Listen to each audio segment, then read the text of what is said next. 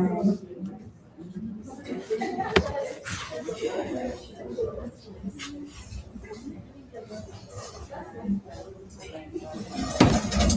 Hi everyone. I'm Kizzy, a pharmacist and how do you call it? I'm currently enrolling in a data science course.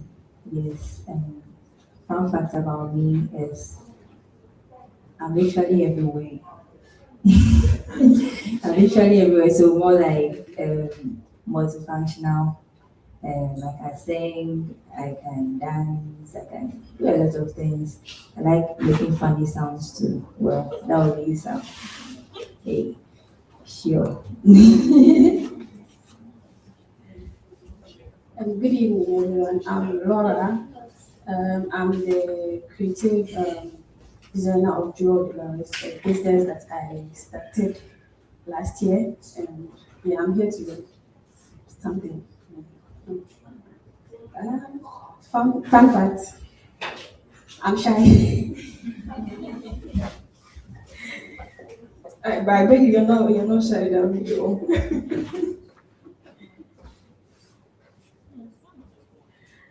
Hello, good afternoon, everyone. So I'm Linda Latte and I'm an investment analyst. I'm just here to learn something new. Yeah, so I'm in the finance space, but I want to learn tech and all that. Yeah. Fun fact about me. I love to smile. I'm lovely. That's all. Okay, hello everyone. My name is Najika G. I am a project manager and then I'm also a business developer. So I work in innovation. I support startup founders to develop their innovative ideas and to shape up their businesses. So currently a co-founder of startup called Rose. So fun fact about me is I own a fashion brand. So I'm wearing something for my fashion brand. So you can connect with me afterwards. So it's called Frika name. So Frika and name originates from Africa. So you can find us online. Thank you. I love the entrepreneurs here. Is this Vietnamese speaking? No. Good afternoon, everyone. My name is Betty. I work with data relations, and then I own a gifting brand. Fun fact: I'm not a big tech girly, so I'm here out of curiosity. Okay, hello, good afternoon, everyone. My name is Rachel, and I'm an HR professional. Fun fact: I'm a people's person. Hello everyone. The name is Anna Mensah. I'm a legal analyst. Fun fact about me, I'm the friend that will analyze all your text and conditions before you click agree. Okay, I want the ladies.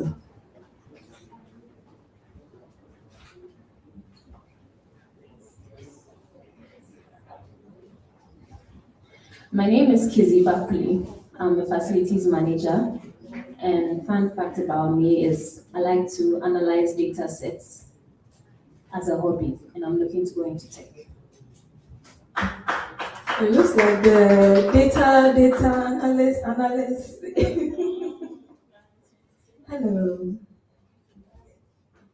Hello, everyone. Good evening. My name is Debbie Michael. I'm a biomedical engineering professional and operations associate at Nesby Ghana.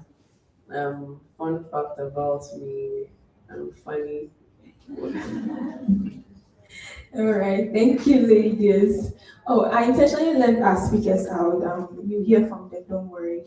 Yes, but you know the saying when you enter into someone's house, you have to let the person come and speak to you. I know what are churchy people here.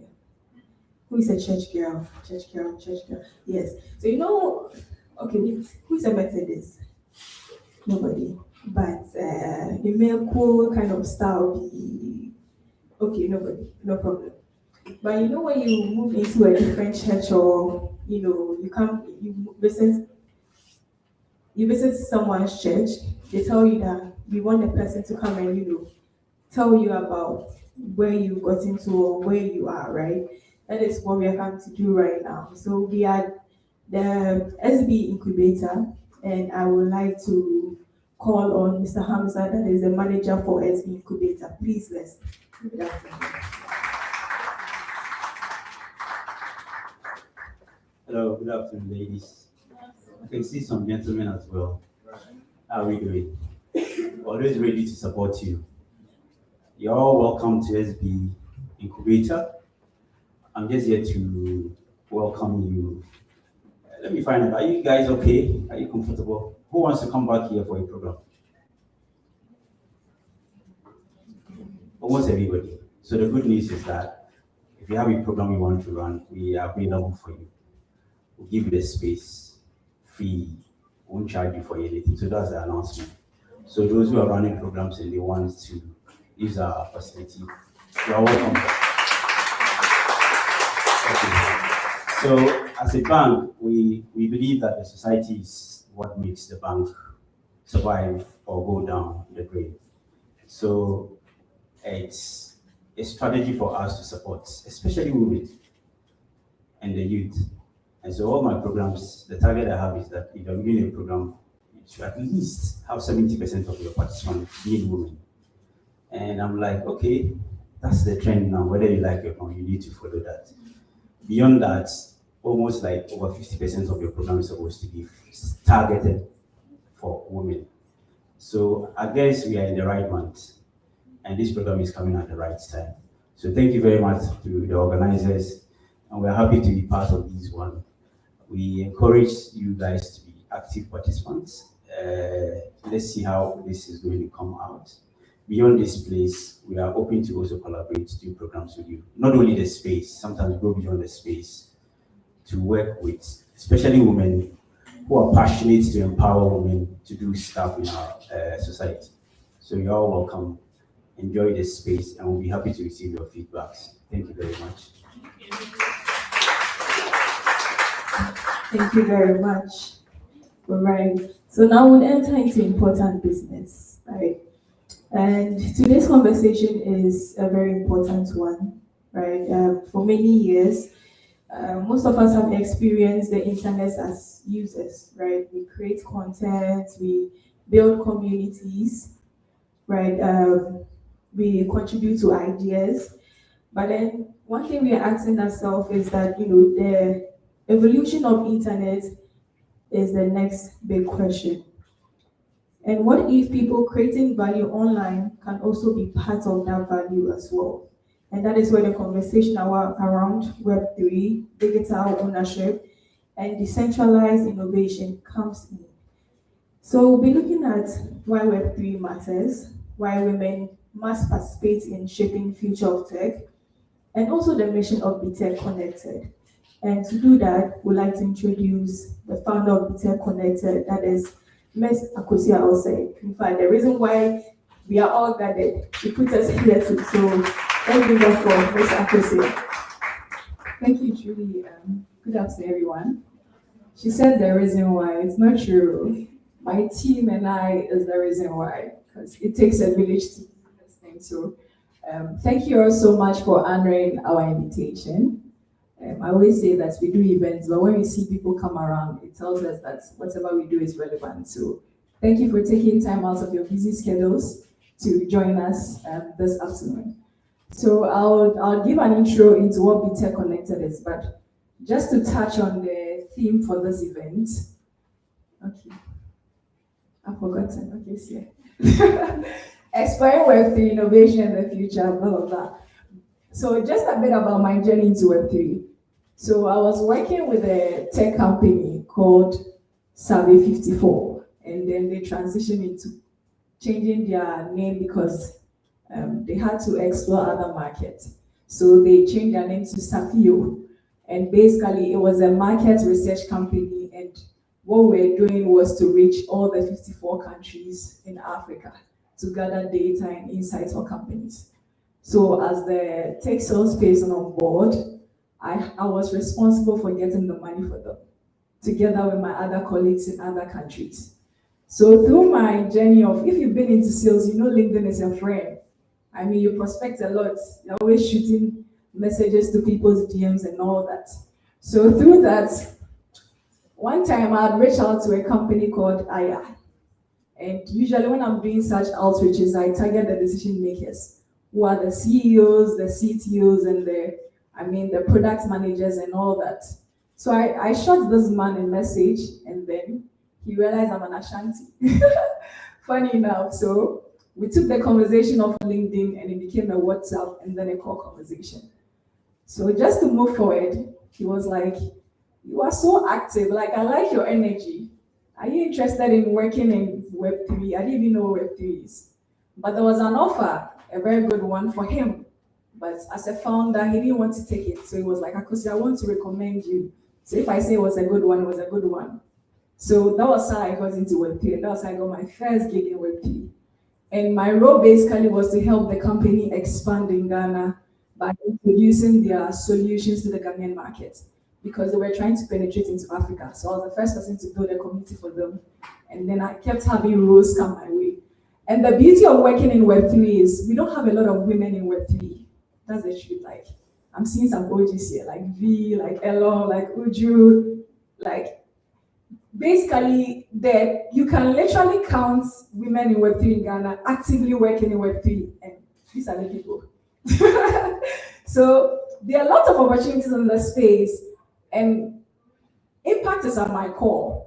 So I was thinking about how to help more women break into Web3, because the juicy part of Web3 is you can make good money. I mean, look at them, how they are glowing. Elon is always traveling to Liberia, Kenya. She's a big woman. But because the industry is very rewarding, that's the truth. And because there are not a lot of women, most companies are looking for women to work with. I mean, there are downs and ups in Web3 when it comes to the market and all that. But the truth is, if you're a woman and you position yourself in the space, you are more like the catch for companies because they want more women to be like to work in the space and to work for them.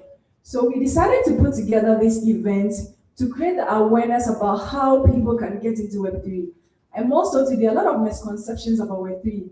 People say, "Oh, it's scam, it is crypto, but it's different from that. Like, there's an entire technology behind it, like the way in Web2 you hear certain things. So the purpose of this meetup is for us to clarify those misconceptions and also, should I say, and get people enthused to look at Web3 as an opportunity space or as a space to also build themselves, build products, make money, and then they can build their lives as well. So thank you all for joining us. But I mean, we'll be doing ourselves a lot of this service if we don't talk about the brand behind this, and that's BetechConnected. So we just do like a very short intro. So the genesis. So again, BetechConnected came about when one time I was sharing my journey on WhatsApp on how I've gotten offers in Web3, I mean on LinkedIn.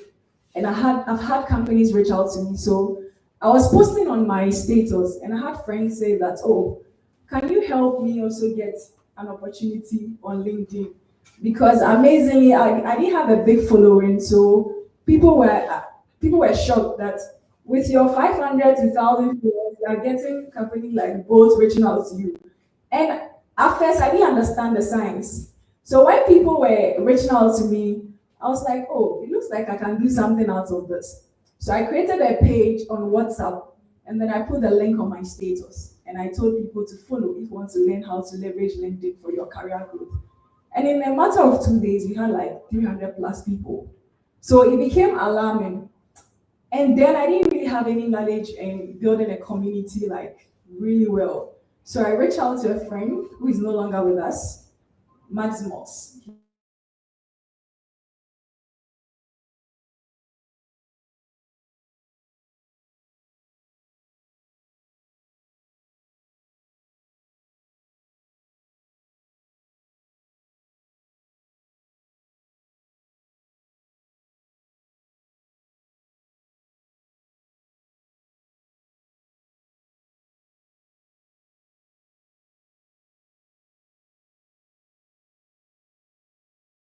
And again, I mean, because of my network, it's not easy getting opportunities.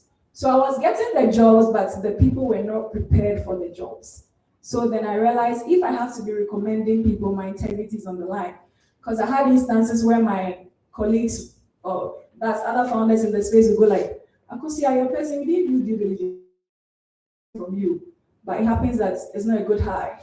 And sometimes I have to talk to them, but it was a caution for me to be careful with the kind of people I recommend. So because of that, we decided to pause on recommending people for opportunities and rather put a structure to what we're doing.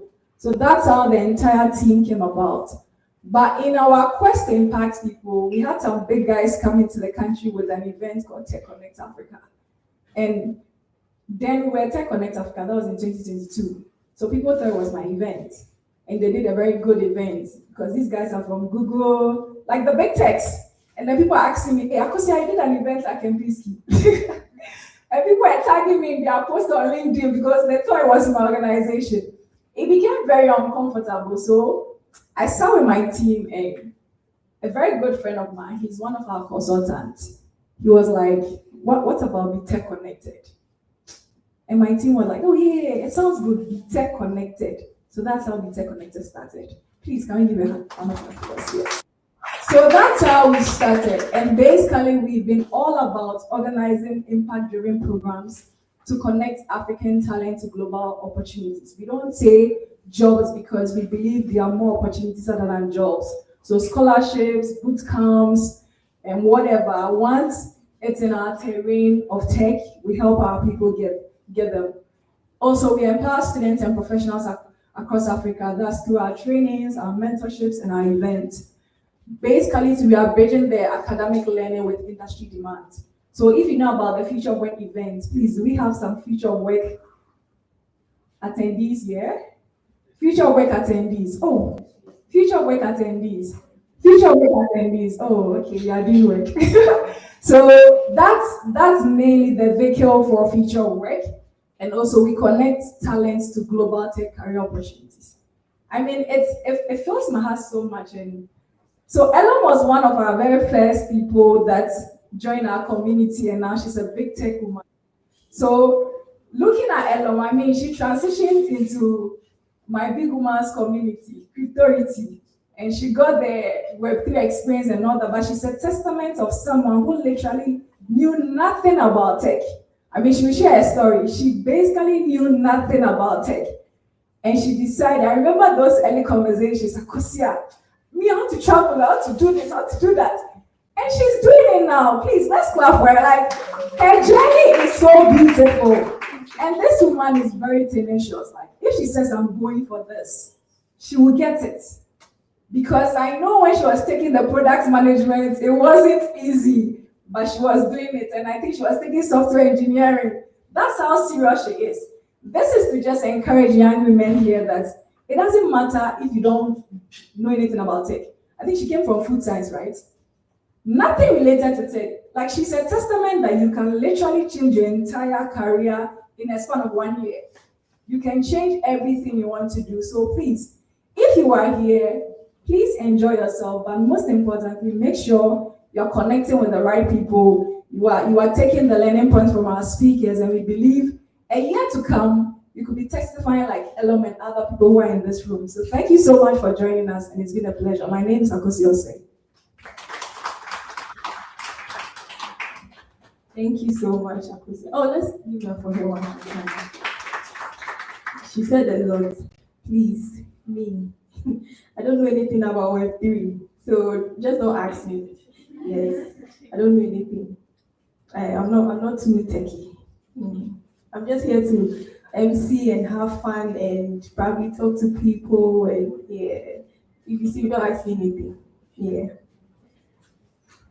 Okay. Before we move on, I see that there are men here, right? And I want to ask them a question. Please don't be offended. Why is it that every time we host women and we say only women, we see the men? They are here. Please don't be offended. I'll just ask one person. Hello, hi. Please tell us your name. I'm Moses Stevenson. Okay, I came to support my brother's wife. So I'm giving more support. So the enemy is still supporting us. Okay. Hello. Okay. I'm very I want to know what the women are discussing, that what they meant to hear. Now, this is my problem. We said only women. You want to know what we are talking about. So what if it was very, like, women sensitive topics? This is why we are here, because we want to, there are some things we want to talk about, right? You want to hear. Okay, sure, no problem. Hello, please, what's your name? I'm Theophilus, and I'm here to support the friend. Who is it? Oh, okay, sure. Okay, no problem. I can see another gentleman there. Today, I want to find out because, hello, please, what's your name? Robert. I was invited by another man. I just moved here, so I didn't know the context, so you can blame him. Okay, hello. I'm Steven. Well, I came to support Akosia. Should I ask you? I shouldn't ask you. Okay, so it's like, you both still want to support the women. Wait, I didn't ask you. Yeah, I'll ask you. I have time, Papa. Please, what's your name? I am also for. All right, so we say women are the backbone of our community, right? We're looking at what is being discussed and what the topic is. I just wanted to come and observe what you're going to talk about. This is my problem. Observe. In fact, I have another person. Let me ask. Hello. I'll come to you. Hello. I also have a question for you. My name is Mr. Francis Wosukobia. I believe you remember the Beijing conference. Because the men were not there, it couldn't be successful as we wanted. And naturally, God created men and women to be together to have a complete 360 activities in everything. Bed, marriage, farming, eating, everywhere. Even when the women meet, sometimes the men are there to do the setup. Have you ever seen a women conference where there's no man setting up, giving microphone, doing this? We can never stay away from you, and you can't stay away from us. So we have to continue. This one, let me just draw my conclusion here. But I mean, even if you are done setting up, you can go. You can go. You go. That's what I just asked you. It's a community. You want to, feel free and talk. Hey, I feel like there are some issues women have, especially in the tech space, and they want to talk about it, and then we have the men. But well, it's no problem, right? We embrace you guys. So, oh, please let's give it up for our men. They are here to support us. Yes. Oh, let's clap for them. Yeah. Right. So, we'll move on to our opening keynote. And I'm really excited about this one because one of the biggest shifts happening in tech today is the movement from users to owners. And in Web 2, we created content, built community, generated value, right? But Web 3 is opening up conversations about ownership, participation, and economic opportunity. And our keynote speaker is here to help us unpack exactly what that means. So let's welcome Essentia Sylvie. Oh, let's give her a second. Yeah. Hi everyone. I can't feel the energy. Hi everyone. Hi. How are we doing? I'm also feeling great. I feel like I've been born today because I've been hiding in my shell. It's been a long time I did this. Yeah, Akosia smoked me out.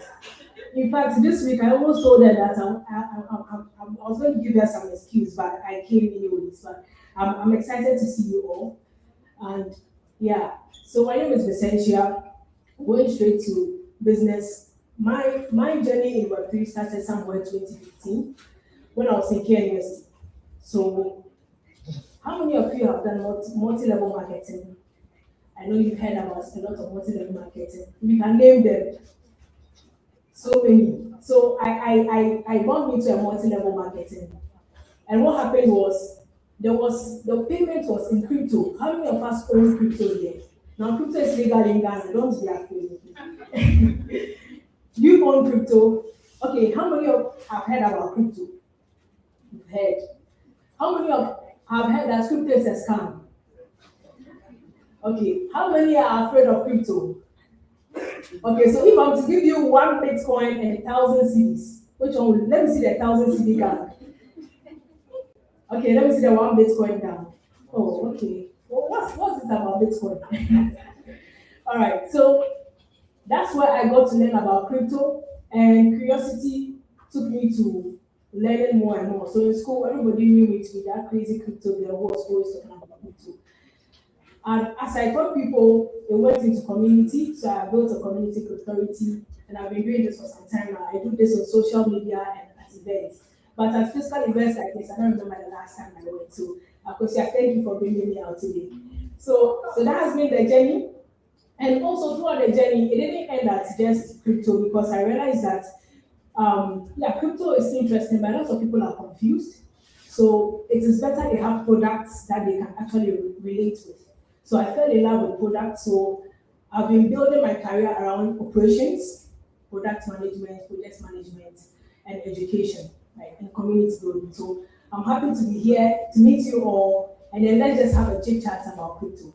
All right, so not really crypto, we are going to talk about Web3. So breaking down the entire Web3 concept, when we say Web3, it means there's a 1, there's a 2, and there's a 3, right? So we are going to look at Web1. So Web1 is also known as a static web. I don't code, but maybe there are people who code here. Do you code? Any programmer here? So we have the static web. Maybe they can explain it better than me, but let me try a layman understanding. With the static web, we say you could only read. So the static web was read only. So you have a static website, all you go and do there is to just read some information. You can't interact with the website, you can't do anything. So you just read. So that was the Web1, static. You just go read some information, you can't do anything. Now, as the internet evolved, we had Web2. So Web2 says that now you can read and write. So Web2 technologies are what we have, like the social media platforms we have. When you take TikTok and you remove all the content from people, we have an empty application. So it means you are the product. So Web2, we are the product. We are making the product, basically. When you go to Facebook and you scrap everybody's posts and videos there, Facebook becomes empty. When we go to X, all these social media platforms. So these media platforms are read and write. So now you don't just go, you see a funny video, then you can just go and comment. I know what the app with the most savage comment section. Is it TikTok X TikTok X or Facebook? Which one will win? X. Sometimes when I go to TikTok, I see some crazy things there. X, okay. But TikTok too, it's a whole industry. My mom can sit on TikTok for the whole day. I think they did a good job by capturing everyone. Because my mom can be on TikTok, she'll be watching it. She's even giving me gist of things I've not heard of. So that is Web2. So now you can read and write. You put content on there, you interact, you can like, you can post, you can share. And I said that when it comes to Web2, we are the product. Now, interestingly, these Web2 platforms make a lot of money, right? Even that we have monetization. So we have some platforms like YouTube doing monetization and all that. If you are not on these platforms, they can't make money. But the twist is that they are gatekeepers because they own the data. Sometimes when you take time to read these social media platforms and their terms and conditions, you see that sometimes even the picture you have posted, they say it is for them. They own it. That's crazy. Picture that I've posted in my room and I've taken, we are saying it is yours. So that shows that these people are gatekeepers. So they keep the data, they can sell the data. Now they monetize the data. And then they give you something, they give you something in the end. But as the internet evolved, we said that, okay, we had the Web1, we could only read. That was boring, it was static. Now we moved to Web2, we said now you can read and write, You can do some dancing and post on TikTok. You can go and rant. You can go and talk about browsing. You can talk about a whole lot of things, on the internet. But you can also earn from it. But this earning, you don't really have a lot of power because after taking that photo, they said it's theirs. They can actually sell your data. The last time I was very shocked. I was talking about something. I know you have experienced it. I was just talking about something I want to get, and I just checked my phone. I went to Google. Sometimes they give you news feeds and things, and I was seeing it. I was like, wow, okay, these guys are really advancing. I mean, there are lots of theories about how they are spying on us and all that, right? So let's move away from there. Now we move to Web3. Web3 says that we are not going to read only, or we are not going to read and write. There's a third layer, that's ownership. So we say Web3, you read, you write, and you own. Now, what does it mean? It means that these systems built on Web2, like the social media, can you imagine like the TikTok, the X, when you post a video, the video, even right now I have a TikTok channel. When I go and search for it, some people have created many versions of my channel and they've uploaded my video there. And people will be watching it. Probably they'll be taking credit for my work. But we are saying that Web3 is saying that now you can create content or you can provide data and that data, you own it. It is tied to you forever. Now, how do we do this time? How is it tied to you? It is backed by a technology called blockchain. So what we say is that now you can create this content on platforms that are not owned by centralized parties, like Meta, like Elon, and all those guys. We say that once a platform, nobody owns it. But it's in such a way that when you put data on there, it is like there is a unique code that is attached to it and put on the platform. And whatever happens to that content or data, if it increases in value, it still ties to you. So unlike you do an artwork, you put it on your WhatsApp status, the WhatsApp status savers will save it. Someone can even go and sell your artwork without you knowing, right? You do interesting stuff out there, music. I mean, in this AI world, I don't want to go there, but in the Web2 space, you do not own your content. The value that comes out of the content is not yours. But Web3 says that now you have a layer of ownership. Instead of putting these content or value you create on a centralized party, which is gatekept, now you own your own. There's an economy. You determine the rules of earning. Does that sound interesting? So that is the entire thing about Web 1, which was the static web. Web 2, which was you could read and write, and then Web 3 says that now there's ownership. And then the unique thing about Web 3 is that there's a blockchain technology. And simply, blockchain technology. It simply means that we are introducing a way where when we store data, nobody can alter that data. So imagine we're doing some susu. All of us, we are in the susu group. I know we have susu groups, WhatsApp susu groups and all that. Imagine I'm the admin. And in 1 month, all of you, we say every month you are contributing 5,000 cedis. Now, I keep record of everybody's susu in my book at home or on my WhatsApp page or something. Now, when you contacted me, I said that, no, you didn't pay me anything. Nobody has paid. Because I am the only one who is controlling who pays the data, I can alter it. When someone is supposed to take this, someone will come and see me at the background and say, oh, my mensa, next one. Then we give it to the person because I am the one controlling it. But imagine a susu where the record is split between everybody in the room. So anytime anyone makes a contribution, you all see it.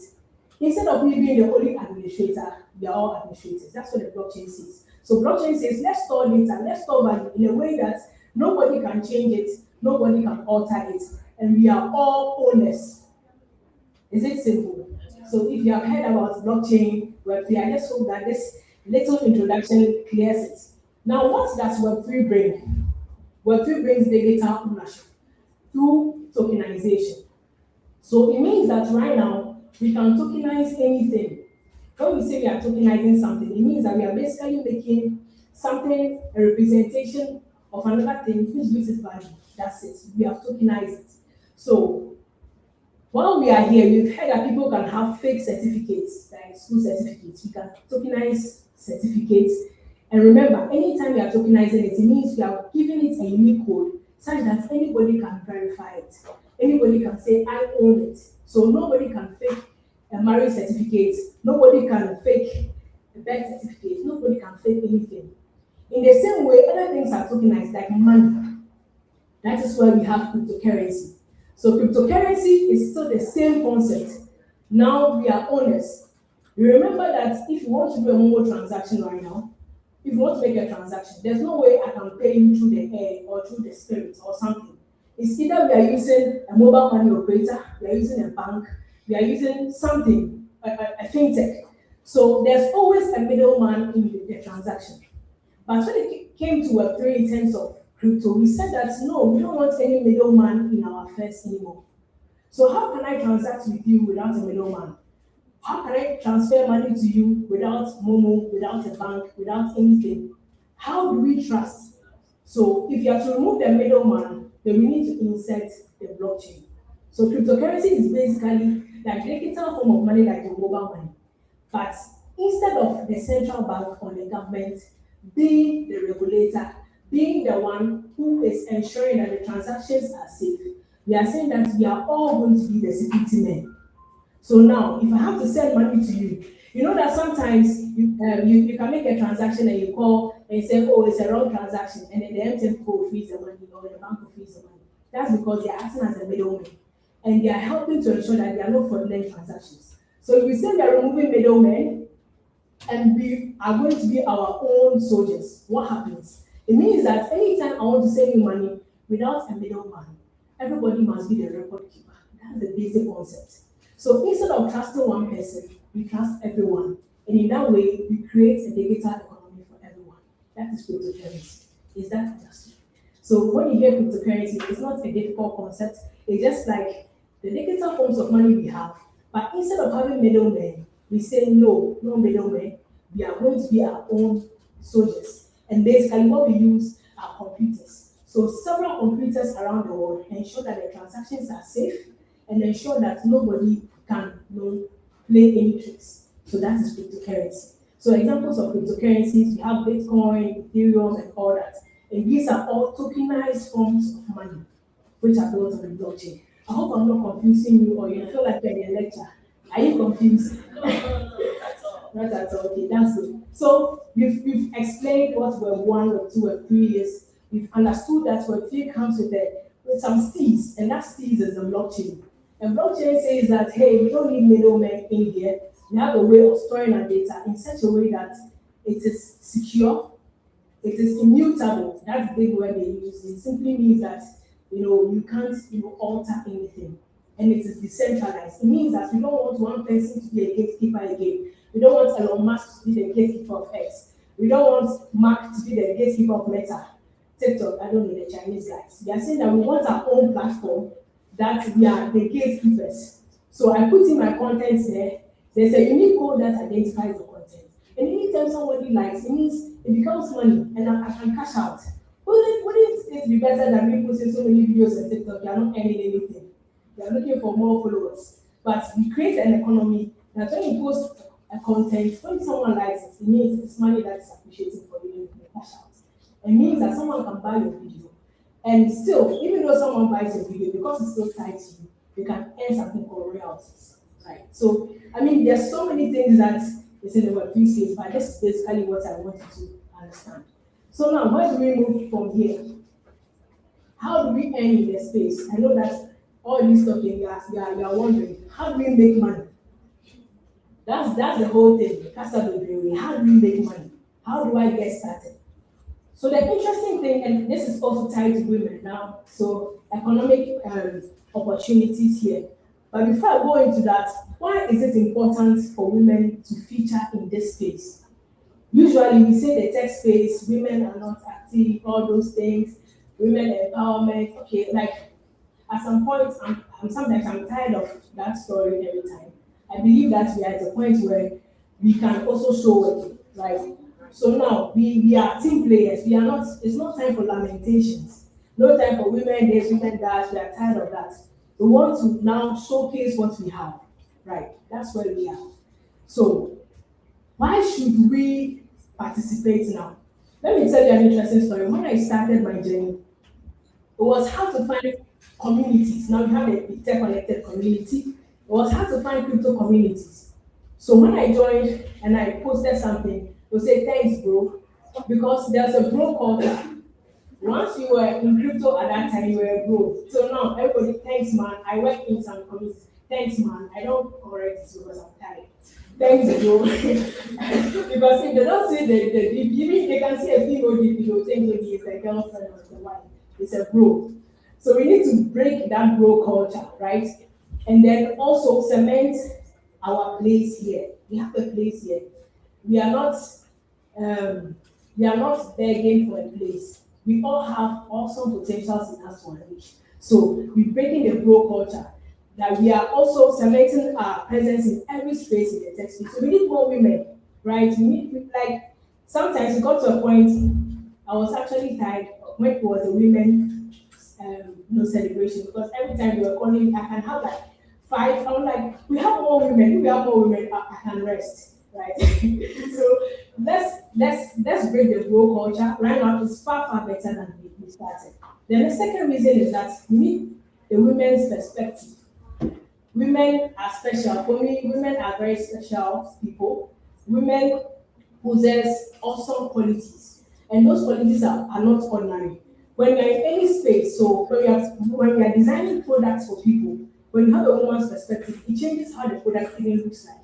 Because now a woman goes beyond being just a woman, but goes into being a mother, goes into being a wife, goes into being a woman when she's a woman. There are so many things that makes us a woman. So you understand the psychology of being a woman, and you can actually use that to affect perspectives when you're building products for the world. So that the products are not just thinking one-sided, but you can include the women's perspective. That's another reason. So if you have been sitting on the fence, know that people are building products out there. You will be forced to use it. And you're using it and say, but this thing, it should have been this way. That's because you are not playing in the field. Let's play in the field and shape the perspective.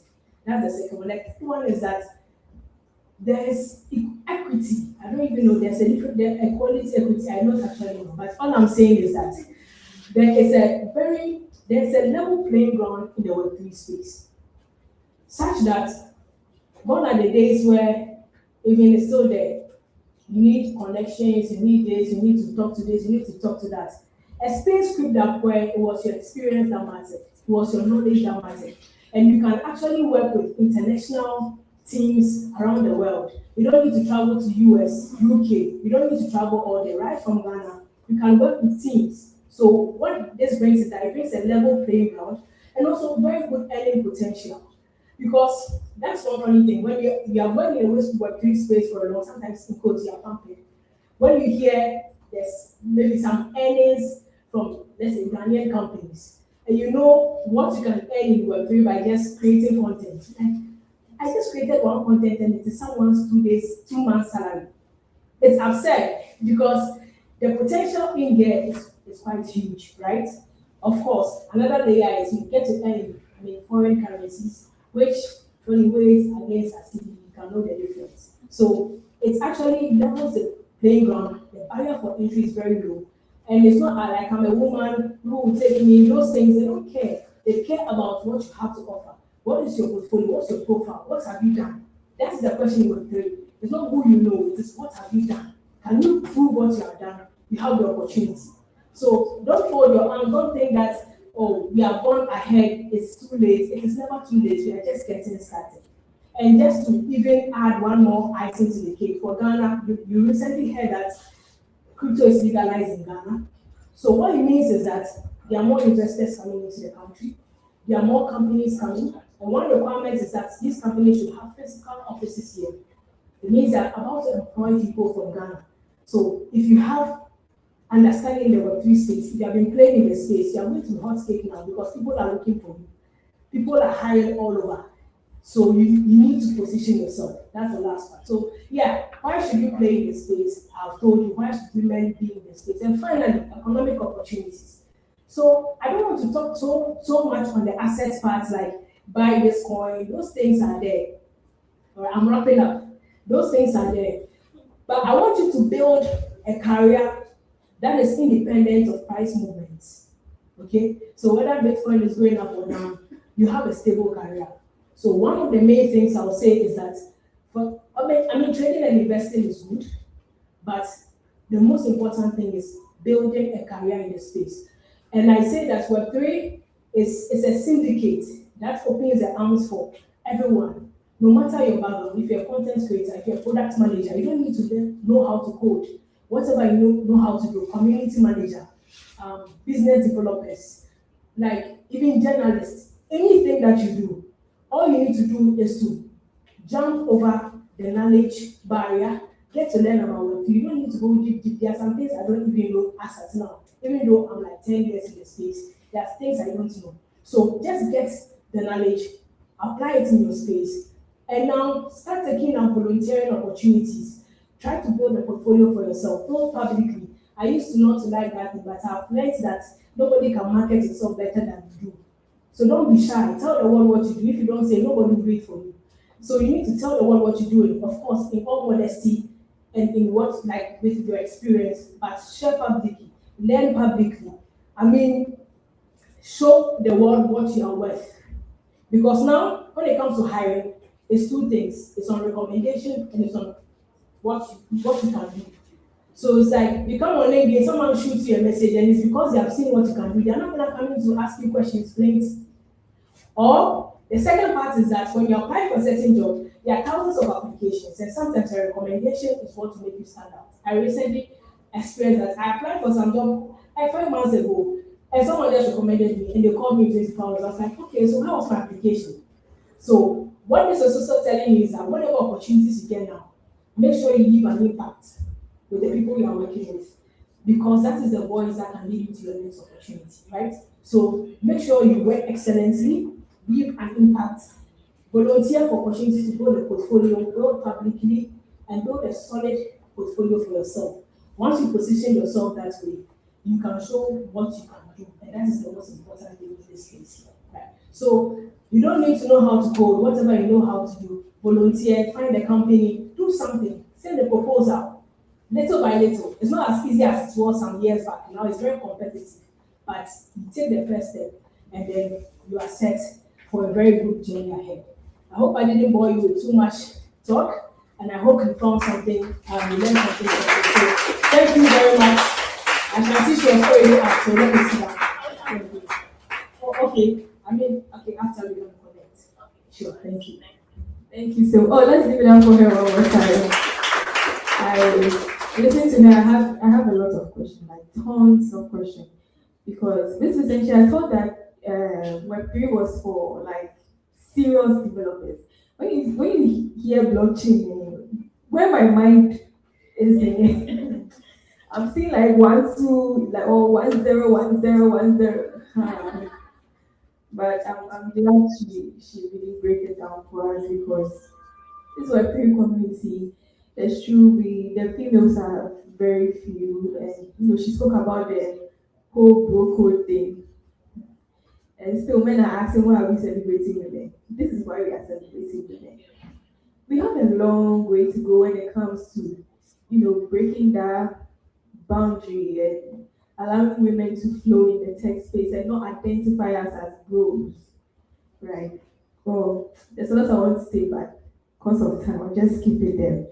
We'll move into our panel discussion, and I know some of us want to ask questions, right?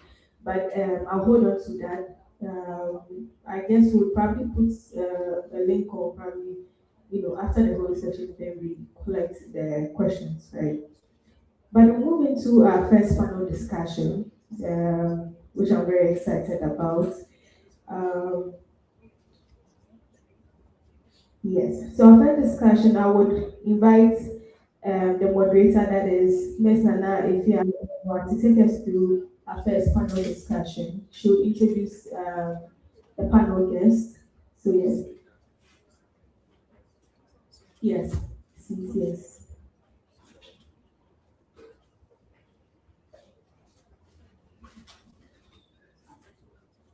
All right. So before she comes, yeah, the panel is going to explore how women can move beyond Web 2 and start thriving in Web 3 economy. So the truth is, every tech revolution needs more than just engineers. It needs designers, storytellers, product thinkers, community builders, researchers, and strategists. So yes, we would call on our moderator, Mr. Knight, for to take us through. Thank you.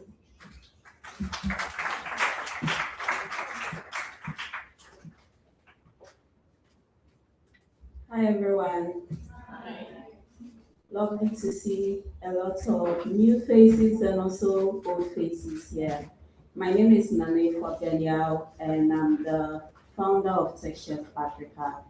We also happen to be one of the partners for today's event. And I'm very delighted to moderate the first panel. We need one extra chair. Thank you. So whilst we wait for the extra chair for me to introduce my speakers, whilst I call her V, whilst V was speaking, one thing kept running through my mind. And I think I just jotted down a note where I named it Tech Chef Africa Builder Moment. So basically from what V talked about, I have one question to ask all of us. You don't need to give me an answer right now. Just think about it. One thing I've come to realize is that most times we just attend events and we tend to be just consumers. We don't take back, more of like execute some of the lessons that we learned from that event. So from the pointers that we gave, the question I have is, if you could own a piece of the internet, what would you build? Have you ever sat down to think about it? You're always on the internet, right? Googling, Netflixing, watching TikTok, Instagram Reels, for those of us creating, for those who are also consuming. But have you ever sat down to ask yourself, if I could own any part of the internet, what tattoo am I gonna build or what tattoo am I gonna own over there? And once you think about it, because today we are speaking about Web3, I want you to also ask yourself, whatever idea it may be, how does Web3 make ownership of that particular idea possible for you? You don't need to answer now. Maybe at the end of the event, the organizers can, gather the answers and I'll pick my best two, and Tech Chef Africa will deliver you a wellness bottle for your wellness lifestyle. Thank you once again, and let's get into the panel discussion. I think I'll sit over there. So I have three amazing ladies.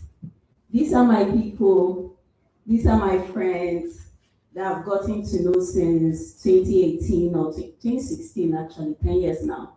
That I've gotten to know within the tech sector, entrepreneurship space, and also the creative sector. And Akosia is actually my sister or a friend. A friend who is now a sister. And I am happy to welcome all these three ladies who have different backgrounds. And that's one lovely thing about our panel. Some are not into tech, but actually they use tech to execute their businesses or products. So without further ado, let me just welcome the convener of the event, Akosia. I will also welcome my sister, Patience. Then my lovely lady, Erica.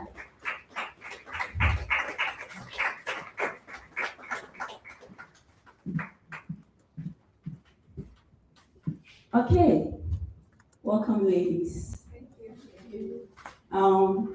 I don't want to be in a rush to disclose your background. I think I'll leave that for you when you're introducing yourself attached to the first question that I have. And I think one thing I also wrote down here is that when we talk about Web3, actually people often think about just cryptocurrency and blockchain.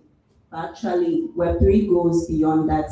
It's mostly also about ownership, it's also about creativity, and it is also about economic opportunities and empowerment for the individual.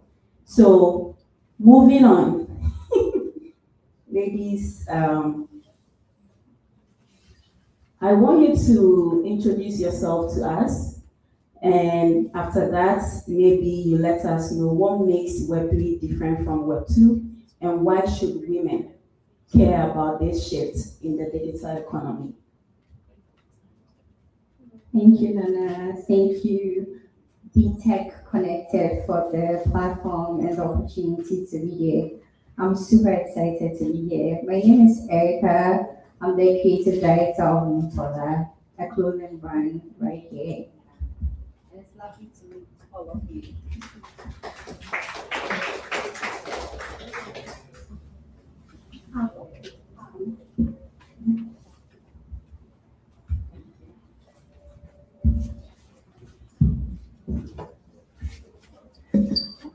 Thank you, Nana. Thank you for this.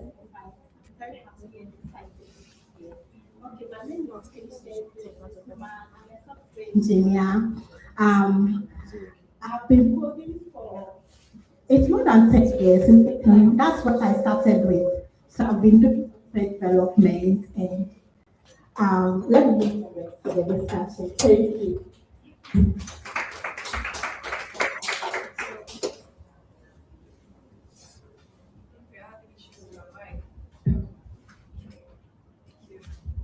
So my name is Akosiose. I do many things, but for the purpose of this discussion, I consult in the working space in the area of business. Basically, I do partnership, community building.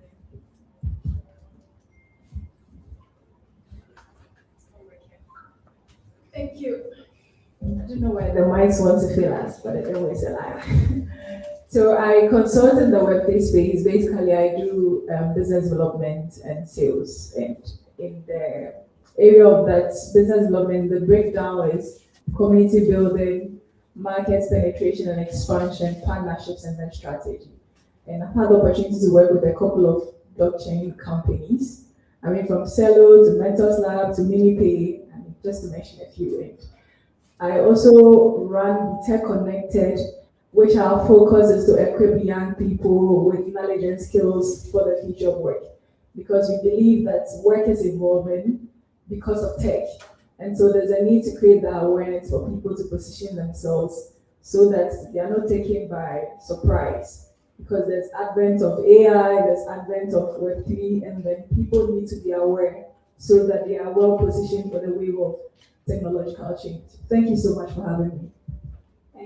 Thank you, Akosia. I think we will start with patience, but so let's start from the technical part bit, then we zoom into the creative and community part of this conversation. So for patients, from your experience working in the digital platform, I know you've worked with some of the big tech companies and banks here in Africa and even consulted for global organizations too as well.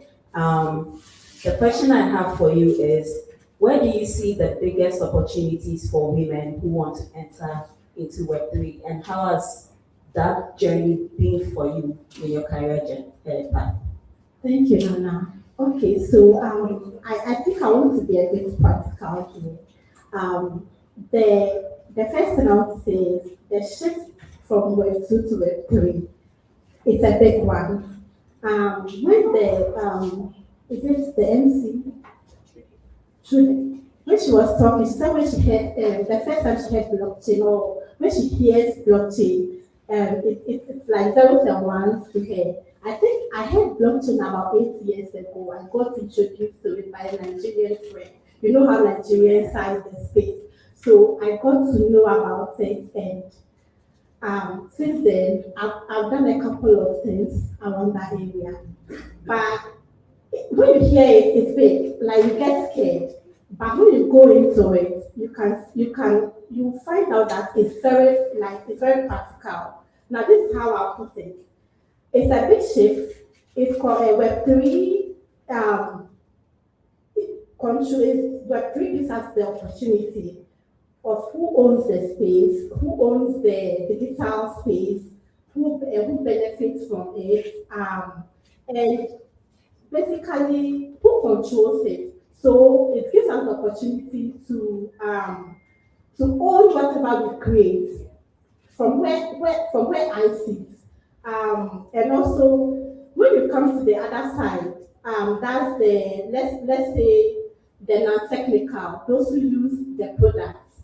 That's the digital, that's the content creators, the fashion and all that. I don't know. I want to ask us how many of us code here? Okay, so let's do something. Whatever your career is, just Google it plus Web3. What are the opportunities? Your career, if you're into fashion, what is when I take my fashion career or fashion, what is Web3 saying about it? Basically, those are some of like when I'm teaching people, I'm like, don't go hard on yourself. If you are thinking about blockchain, whatever you are doing, Google it, run blockchain, and by the time you realize, you see that it's not new to your space, and you have you have different opportunities for you in your space. Whether you're a lawyer, whether you're a doctor, wherever you find yourself, we are all fitting in there. So as women, we shouldn't say like it's so techy or it's too big a word or I don't know that when you hear about it, technically you get scared. But I would say don't think technical. Think what word should I use, Nana? Think about the usage. Think about you, where you sit, and how best you can explore that the Web3. It's not scary. Let's all get whatever you are doing. It's not just for developers. I don't want to sound so technical because otherwise it will be like, But whatever you are doing, whether you are into sales, try and Google right now. If you have time, we'll come back again and you tell me your findings. And you see that we all here, we fit in, and we all here have something to explore in that space. Thank you. Thank you very much, Patience. Indeed, I've actually not thought about it from that perspective. Like, okay, if I'm a product manager, let me just go and Google product management and Web3. That could actually help me identify the opportunities over there. But sometimes we just think about product management and we are thinking about old tech, what's the next fintech product? What's the next health tech product? What's the next edutech product? So thank you for highlighting that. I'm going to do that homework myself. Akosia, coming to you. You and I have been doing community building for the longest time now and also community impact. So I want you to speak more on the community bits of Web3. So the question I have for you over here is how can communities help women transition from learning about Web3 to actively participating in the building part of it in this ecosystem? Okay, before I answer your question, I want to touch on what Patience was saying. I think generally people see tech to be strange, but in simple terms, tech is an enabler. And so whatever you do, if you use a mobile phone, you're a techie. Like in simple terms, once you are using a tech product, you are in tech. It's just that certain people happen to work in the field of tech. And even with that, we have the technical side and non-technical side. And I tell people that if you tell me to code, I run away. So when Elon was doing software engineer, I was like, hey, this lady, she's hard though. Because me, I'll never think of it. But that's it. But so when I wanted to transition into tech, did I even transition? I mean, because right from the trajectory of my career, I started working with a tech organization, so I was exposed to tech. So it was a matter of, okay, that's where the interest is, because that was the only thing I knew. But to anybody who wants to transition, look at the skill you have now. So naturally, I'm a salesperson at heart. So if I want to do tech, I'll focus on my skill of a salesperson. So I'll just sell tech products. The difference is I just need to learn the product and services of that company. That's like, it's nothing strange. Product management is in tech, we say product management. Basically, it's project management. But you're probably in tech, you're working with developers, you're working with salespeople, you're working with different facets of the organization. But maybe in a social work space, project management will be different per the terrain of the company you work with. This is to just lay the foundation that tech is not strange. So my fellow women, let's not run away. Back to the question.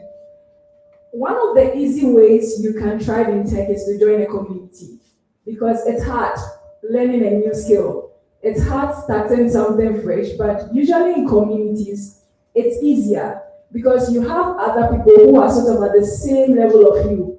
All of you have your challenges, you have similar challenges, you have similar things you are dealing with.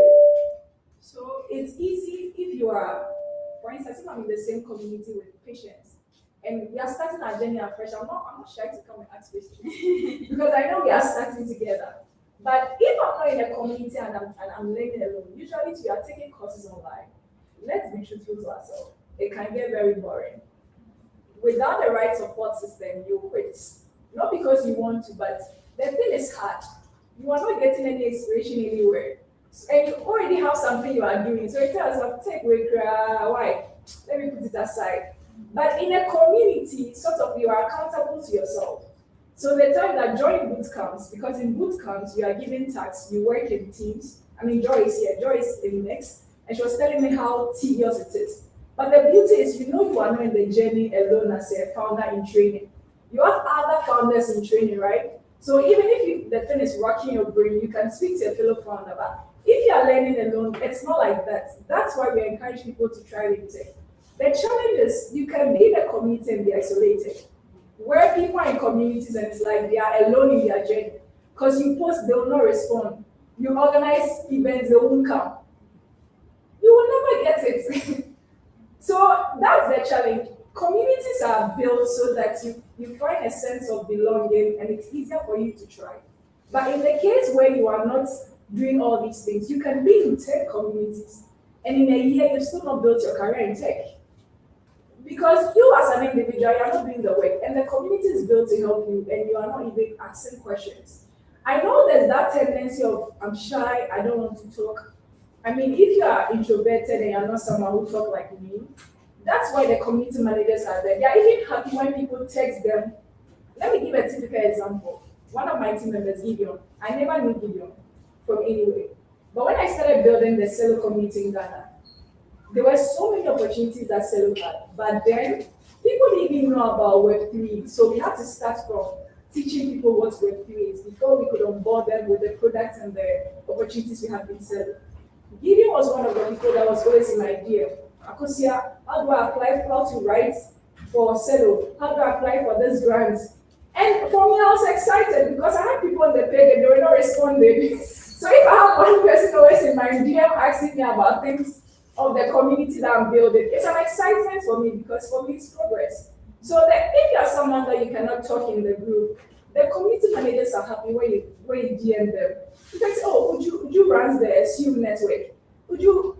This SU languages, I don't understand. I've been coming for the trainings. What do I do? Should be so happy to take you through because we need the people. Because that's when our KPIs are being met. It's not that we are organizing events for fun. So, in the long run, I'm just saying that you can be in a community and still be isolated. So it's not enough to just join the community, but make sure that when you join, you actively participate. And in the space where you are not extroverted, try and get closer to the community managers because we all have different temperaments. Not everybody, there are people in group pages that are very vocal. You see them in person, they can't talk to you. They are shy, but they are very bold behind their phones. There are people too that they don't like talking in groups, but in person they are so vocal. So we understand that we have different personalities that we are dealing with when it comes to community building. So please, in the case you can't talk in a group, please get closer to the community managers or the ambassadors for whatever web or community you join. Thank you. So, in the case you can't talk in the group, move to the community manager. I think to add up to what Akosia said, one thing I've also come to realize when it comes to either running a community or even trying to join a community is, and actually this also cuts across events like this. When we meet or when we are trying to join a community, we tend to more of like, we want to get closer to the founder of the community instead. Or even we women here right now, at the end of the event, definitely the MC will say we should network, correct? When you attend events, what's one thing you often realize? Instead of we connecting among ourselves, like the next person sitting on your right or on your left, you don't know who that person is, actually. But we all want to rather come and speak to the speakers instead. But maybe whatever thing that you want to speak to the speaker about, for instance, my beautiful lady in pink, if you want to speak to someone, let's assume, please, this has nothing to do with you at all. Let's say, let me just use her as a case study right now. Let's assume that we are done with the event. She wants to speak to someone. That is not her trait. I'm just using her as an example. She'd rather come to Akosia Patience, Erica, or myself. But actually, V sitting in front of you here, right? She's the overall boss babe when it comes to Web3 in the whole of Ghana and even outside Ghana. So what am I saying? If you want to belong to a community, never romanticize just getting to know the founder or the face of the organization. It could even be the MC or even an usher, and this in church too, they say it a lot. It could be even the usher who can lead you to the gateway that you need someone to open for you in order for you to achieve your, should I say, dreams or whatever thing that it is. So that's one thing I want to add to what Christina said. Sure. No, this is to just inspire somebody. When I got the Web3 role, I didn't know anything in Web3. Like, I got the role out of the favor of God, and more so too. Mr. Annan just knew that this girl, she's hard. So let me just throw the challenge to her. As Bisexia, I was always in a DM. Because as Nana said, V has been in crypto for so long a time. I mean, before we even got to know crypto, like way back, she was playing in the industry. But I took the role as a lead. You are me, so I didn't know. This is to just tell you that sometimes when it comes to, it's not even sometimes, generally in Web3, you have to be very daring. Because all of us, we don't know we don't know the technology. We learn every day. So if you want to take a role in Web3 and someone throws you an offer and you want to think about it, I've not done it before, please, you never start a journey with Web3. Like, take the role and learn it. Like, learn on the job. A funny experience was when my people in Kenya said I should write an article about blockchain in Ghana. And I called me. I was like, Charlie, what should we do? Because I barely knew nothing about Web3.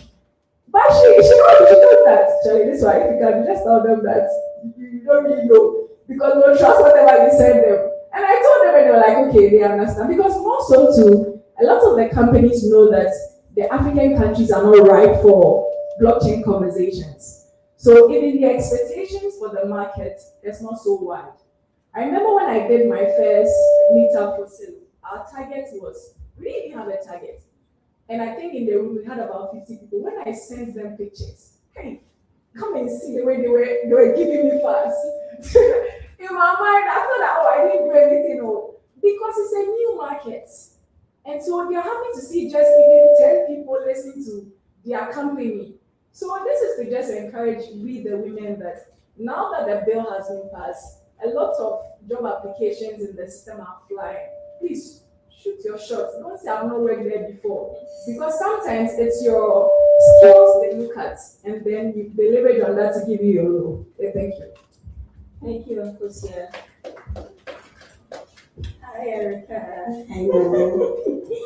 So, I am very, very curious, honestly. I think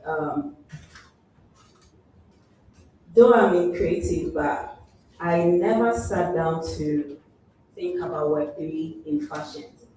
So when Akosia said, Nana, this panel there, I want you to bring your people, I'm like, all my people are into tech. But then I realized that now, have we sat down to think about Web3 and creativity? Among my friends, too, who is a creative person, I said, this lady, I need to bring her because she's well equipped when it comes to her knowledge in the creative space and also in the tech. She will tell you she's not a tech person, like Apusia said. As far as you are using your phone, you're a tech person. So coming from the creative, coming from the creative ecosystem, Erica, the question I have for you is, from fashion and the creative perspective, how do you see Web3 technologies impacting designers and the creator space? Thank you, Nana. First of all, let me correct that notion. As of today, I officially identify as a woman in tech. Interestingly, when we sent the flyers around, I think someone from the BetechConnected groups sent me the flyer and said, oh, someone posted this in my tech group, and I'm asking myself, what have you got to do with tech? You're always so interested. Yeah, that's besides the point. And that's a bit disappointing for a tech guy. Probably why he's a guy and not a woman. I'd also like to add that I'm a storyteller, so I'll be dropping little bits of stories in my, submission. So bear with me. I was introduced to blockchain and crypto in 2021, and it was a Nigerian guy. Wow. I was dating a Nigerian, and we are scared of those people. So one of my friends says, Erica, you're dating a Nigerian. Are you sure he's not a fraud boy? So I couldn't bring myself to tell anyone. He was introducing me to all these crypto, blockchain, because the whole thing looked so weird. He said, download blockchain. After that, download Bitcoin. It was so weird. Then I was invited for the talk. I started doing my research, and I realized that there is so much opportunity in Web3 that we are not leveraging on as creators and entrepreneurs. I'm a fashion designer, but when you start sewing clothes, no one tells you you're signing up to be a full-time content creator. It is so serious that on my business page, the brands page, people come there and they think I'm a model. So they are ordering a dress and they say, oh, I want the one the model is wearing. Do you know her measurements? And I'm the model. I'm the same person they're texting. Now, I've created some really good content. We have content on Instagram that has reached almost 1 million views. I'm reading about Web3 and I'm now learning that I could have leveraged on all of those clicks and reposts. But ask me, with all that almost 1 million views, has it translated into money? No. Now, more of the times that will translate into money is someone probably enters a DM and goes like, oh, I like this dress, can I get it in this color? And the truth is, when your post goes viral on social media and you don't have your structures in place, you will be overwhelmed. There were people texting us on Facebook. I didn't even know how to use Facebook at the time. So there were messages on Facebook, there were messages on Instagram, on WhatsApp. To be very honest, our first viral post was in 2023. It was this January I was responding to some of the people's messages because there were no orders coming in. And then you remember that, oh, in 2023, your content was doing amazing. So you now want to really check just in case they still want to come and show their address. Look, none of them even looked at my message. That's just besides the point. So I guess as a creative, the amazing opportunity in Web3 that I didn't see in Web2 is being able to and directly from content creation and being able to like legalize my work. At times my friend will say, hey, I saw someone wearing this blouse, but I just knew it looked like a Nutola piece, but it's not a Nutola piece. With Web3, we don't even have to wonder because as soon as that digital asset is being transferred to someone else, I'm making my money. People will come to your Instagram page. Black it, why not blacking it? Yeah. And another disadvantage of the web too is the instant fame and status it puts on you just because you have numbers. Someone would. So whenever I meet people, I tell them, oh, I'm a fashion designer. You can check my page. Once they see K, they'll be like, oh, you're a celebrity. Or they'll be like, hey, then I can afford you. It does not translate into money.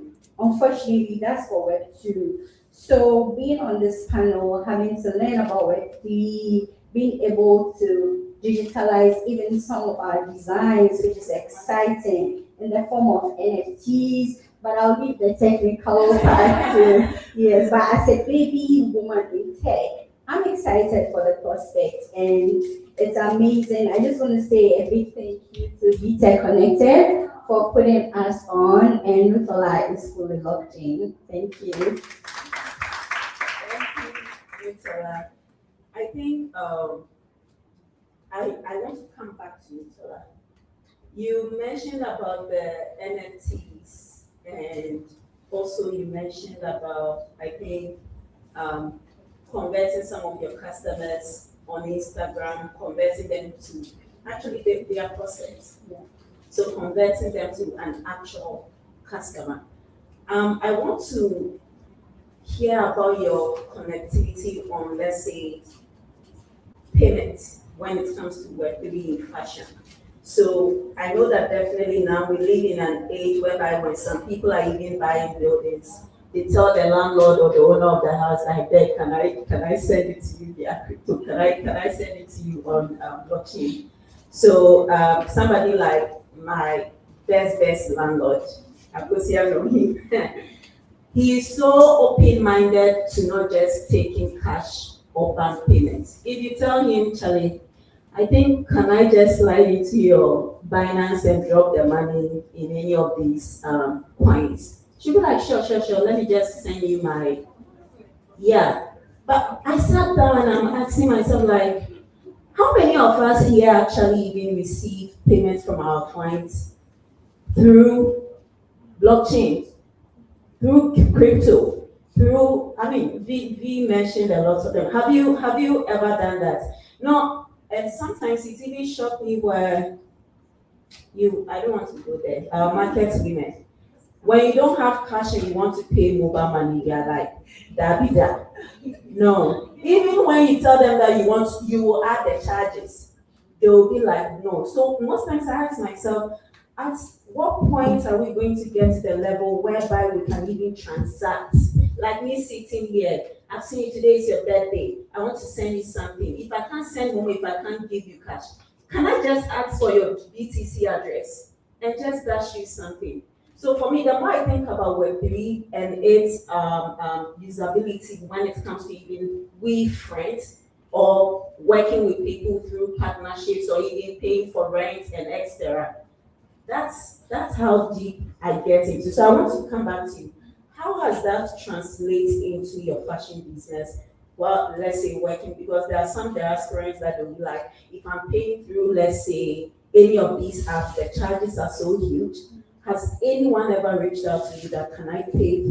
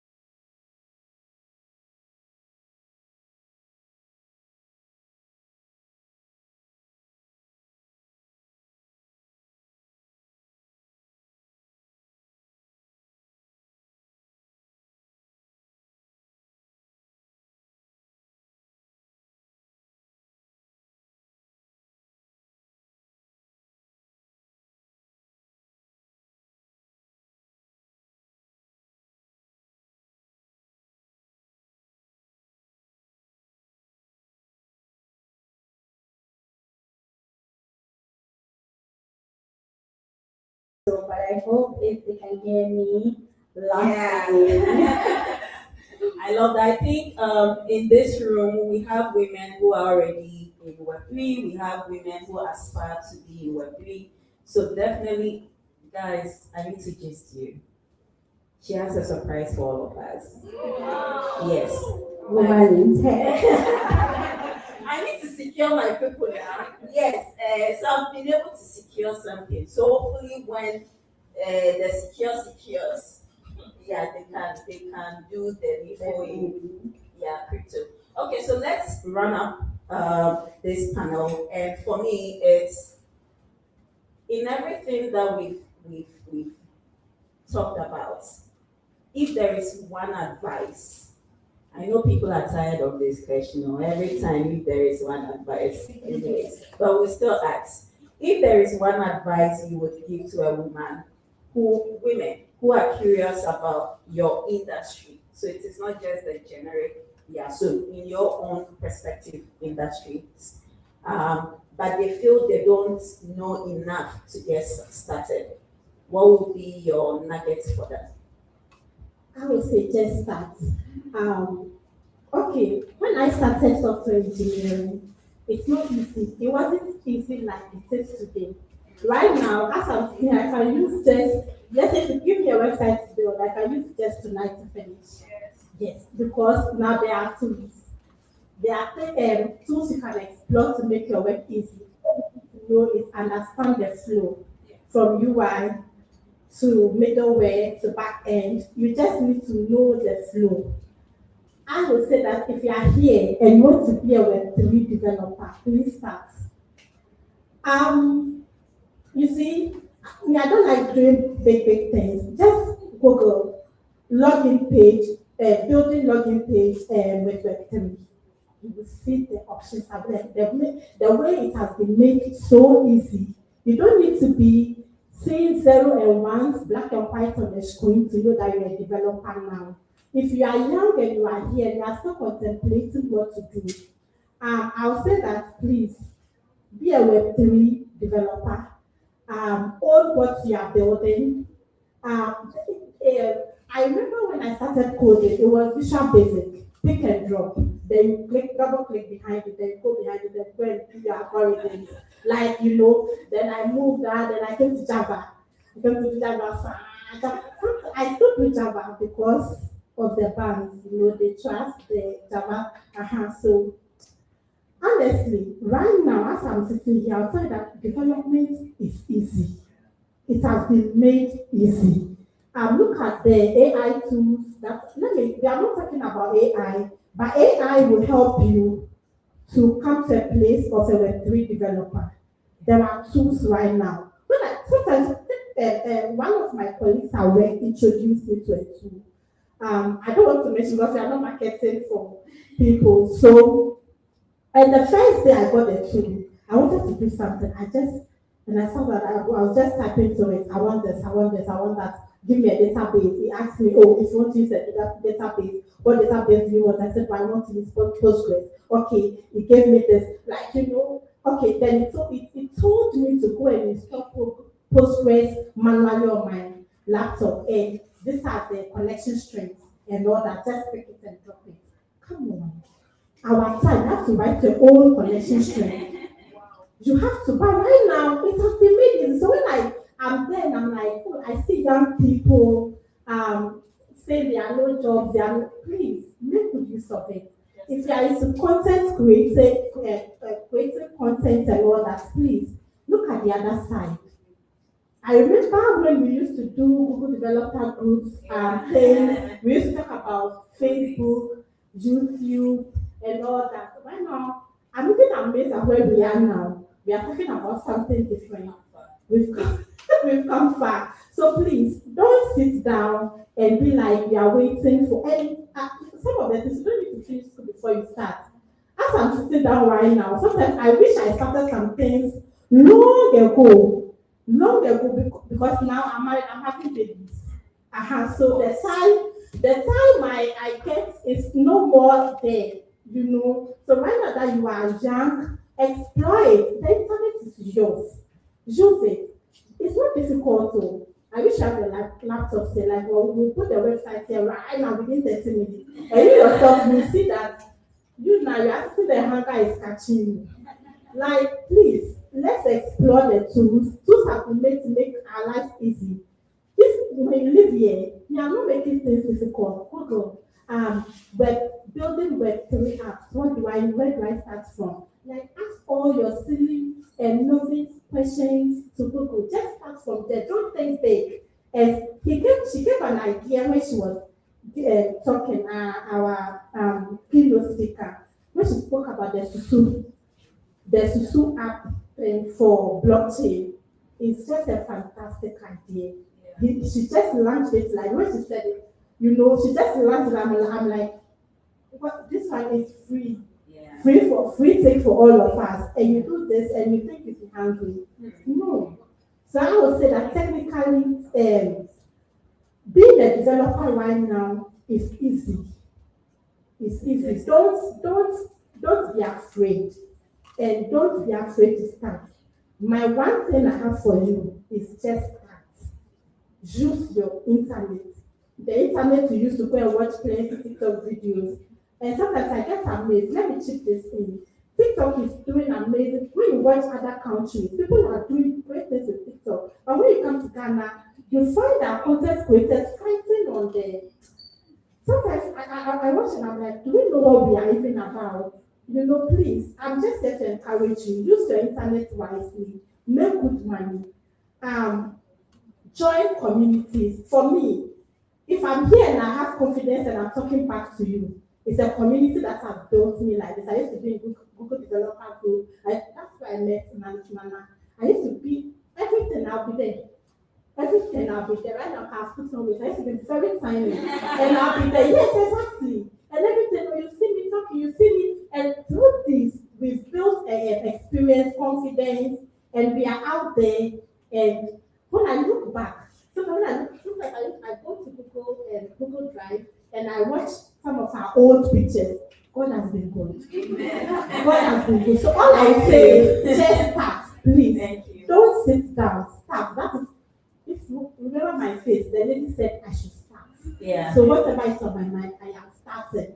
Give yourself up to John. Here we are. You have something. Okay, so start and elaborate on the new technologies available. Thank you very much, Patience. Okay, for me, I'll say just be hungry. Because it was a hunger. It's not like I was hungry for food, but I like money. I'm really gonna lie. And like, Web3 is very rewarding. Trust me, it's very rewarding. Like, I got my first job opportunity through Web3. It wasn't one. Like, Web3 is very rewarding. Ella will share her story. So if you're encouraging more women to come into Web3, it's just to tell you that there's so many fish that all of us we can catch. See, there are people that they are working with like 3 chains because they don't get people to work with. So they don't mind if you're working with another company. Once there's no conflict of interest, all they are looking for is their deliverables. So please get in and trust me, be willing to be overwhelmed. It's fine when you are starting a journey and you're confused. It's fine to be confused. It's fine to start learning and say that this thing is not for me. You go and sleep and come back.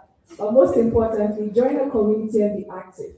Not just on the page, but get close to the community manager. Thank you. Thank you, Akosia. Be hungry, join the community and stay active. Erica.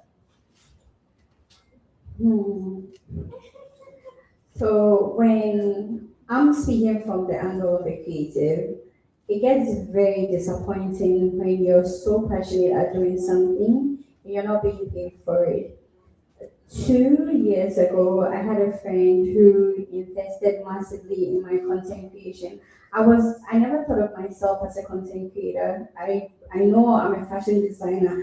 I just want to sell my clothes, and it just happened that making videos was an easier way to sell it. But this friend kept insisting, there's a way you should be able to earn. Are you sure Instagram doesn't pay you for all those views you get on your videos?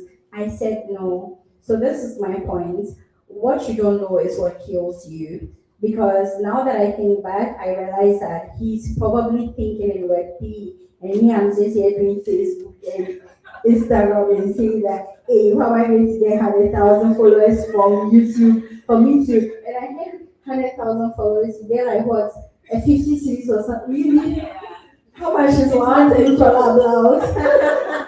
Yeah, so it's what you don't know that you'll see. So be curious, read, and be hungry. See, there's something hunger does to you. I'm sorry, I'm going back to what he said because be hungry. We know the difference between people who are hungry and go for it, and we know those who are hungry, but they're like, okay, I don't mind if hunger kills me. So be curious and be hungry and do something with your hunger. Thank you. Angelica, this is La Hustler. Yes, hello. Yes, hello.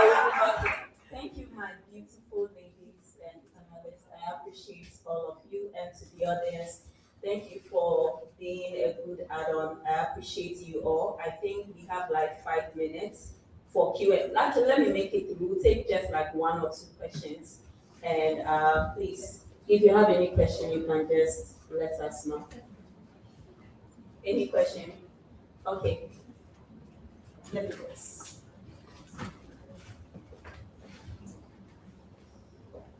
Hello, good evening. I am Michelle, and I'm very interested in cybersecurity. So when it comes to security, it's a sensitive topic for me. I watch a lot of cyber tech and fraud videos, and a lot of times when it comes to fraud, it's crypto. So like when I hear guys talking about crypto, I'm like, red flag, red flag, red flag. Because I understand that that's where the world is moving and eventually will become cashless.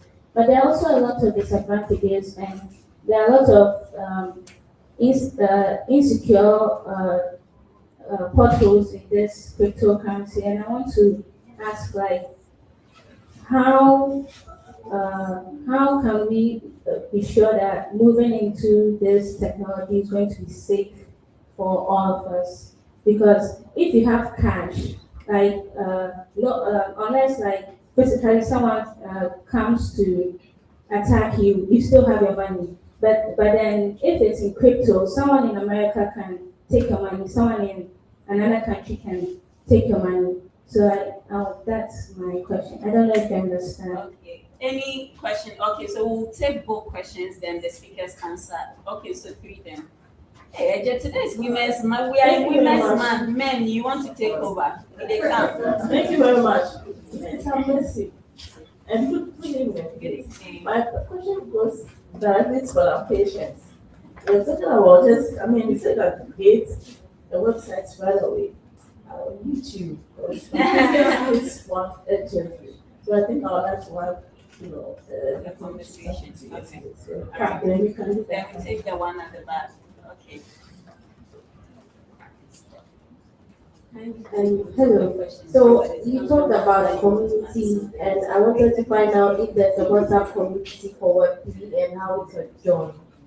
Can you take that again, please? And you were talking about joining community. Yes. And I was asking if there's a WhatsApp group for Web3 community. Oh, and yes. how we can join. We will plug you. We'll plug you. Yes. Hello. Hi. Please, I have this question. I'm in messages and Oh, can we clap for her? I'm proud of you. Attend more events. Because exposure will get you in every room, trust me. Well thank done. you. Okay, so my question is that I have a phone, but I don't do this kind of tech thing. And I'm interested in it, but how would I start? I'm also in school. So how would I balance? Plug you. The next, the gentleman at the back. Okay, you also have a question. My question is about, do we need any certificate or degree to start all these web stuff? And Clap one- it. I don't remember, someone was talking about some job opportunities. Yeah. And I'm also in senior high school, so I was wondering if maybe those job opportunities, we need degrees or stuff to be able to start them. Sorry, I love these questions. Well done. I think Trudy Julia, let's answer Okay, them. so let me take this cybersecurity. Web 2, as we are in Web 2 right now, we are still facing cyber issues. It's not 100%. Web 3, I agree, it's not 100%. But let's be careful out there. There are ways which you can be very cautious of what you do. If you are dealing in crypto, you know you have your wallet. And one thing I've realized is, let me talk about crypto small. I'm not an expert as she is, but I see people see there's a coin here, there's a coin there, there's a coin there. No, sometimes you need to also investigate and like make sure that whichever coin you are buying or whatever you are, it's valid. It's just like the way we have, let me say, we have banks and where you save your money. You should be able to know that, oh, this bank works for me, this bank will not work for me. It's not every coin. It's about, like we are all chasing the money too much. At this point, I can buy BTC and I can get this. Like, that's the conversation going on. But we are not looking at maybe we can give the phone to her to give more. But honestly, there is no 100% security, both in Web 2 and Web 3. Web 2, even when you go to Facebook, you have to be careful. It's the same thing when you come to Web 3, you have to be careful. Let me talk to the lady over there. My lady, you don't need a degree to get into some of the tech roles. For example, when it comes to software development, honestly, I don't remember the last time I used my certificate to look for a job. I'm being honest with you. It's where I'm working right now. It was a friend that recommended, after the COVID and all that. Then I think she was traveling outside, and she was like, "Oh, I have a friend. She can do even much better than what I am doing." She just went to the boss, and I came in.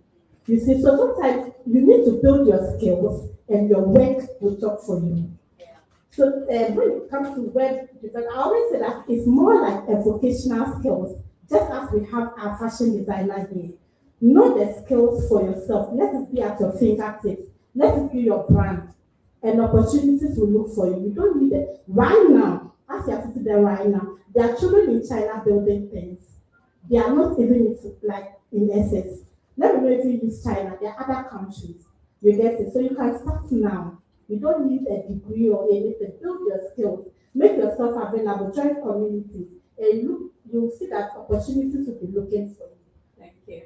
So I think for the Web3 community question, our beautiful Miss B here has a women community for basically women who are in, how many?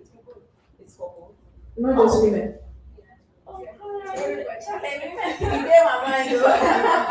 Okay, so whether you're a man or a woman and you want to join the Web3 community, I'm sorry, the men. Then you want to join the Web3 community, when we are done, kindly see Miss B. She will connect you to, let's say, the community manager so that you can join. Then also to my lady, your question about you being, I'm so proud of you.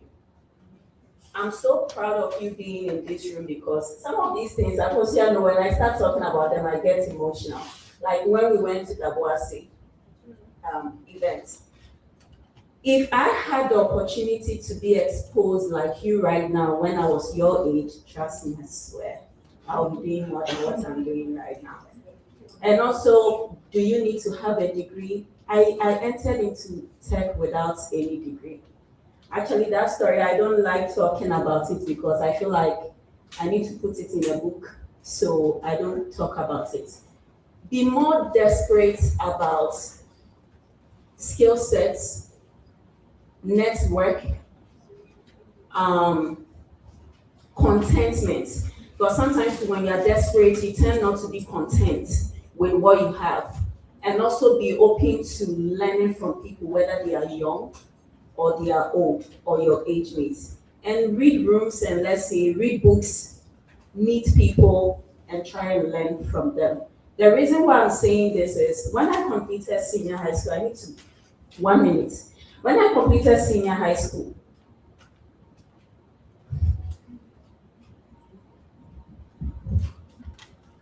When I completed senior high school, I wanted to pursue my degree.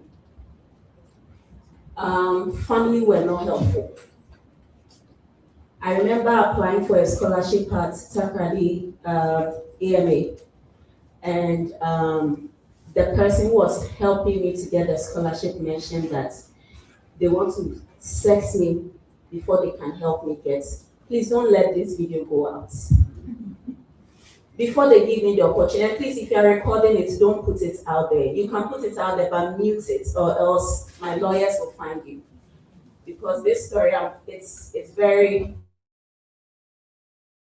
If I didn't have the mindset of becoming a better version of myself than what I was seeing in my village, I would have done what, slept with this man just because I want to go and have a degree. So he's the only one who can help me get a degree, scholarship to get a degree.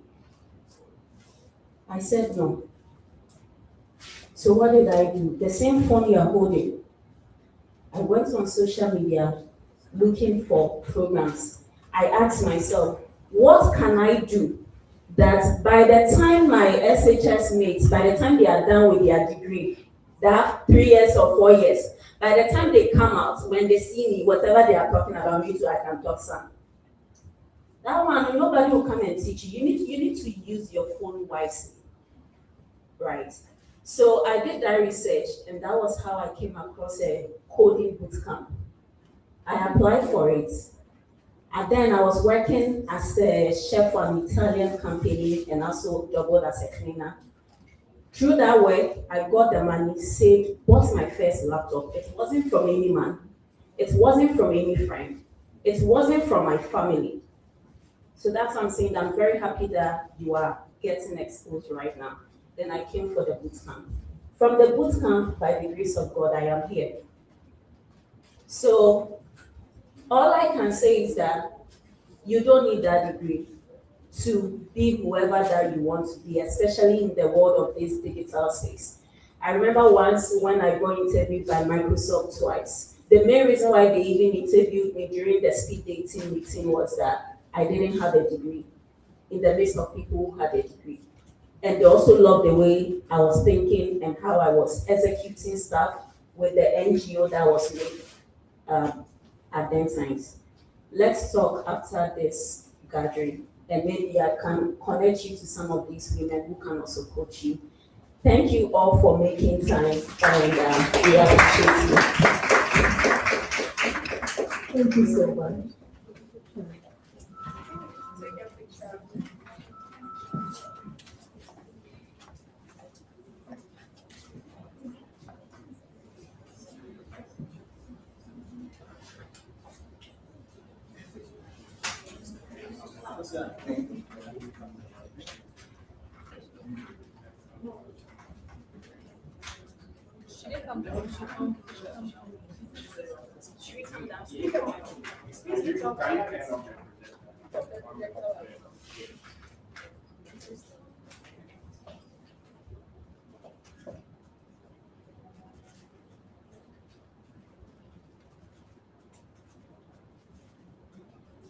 Okay. Thank you so much. Oh, a round of applause for everyone today.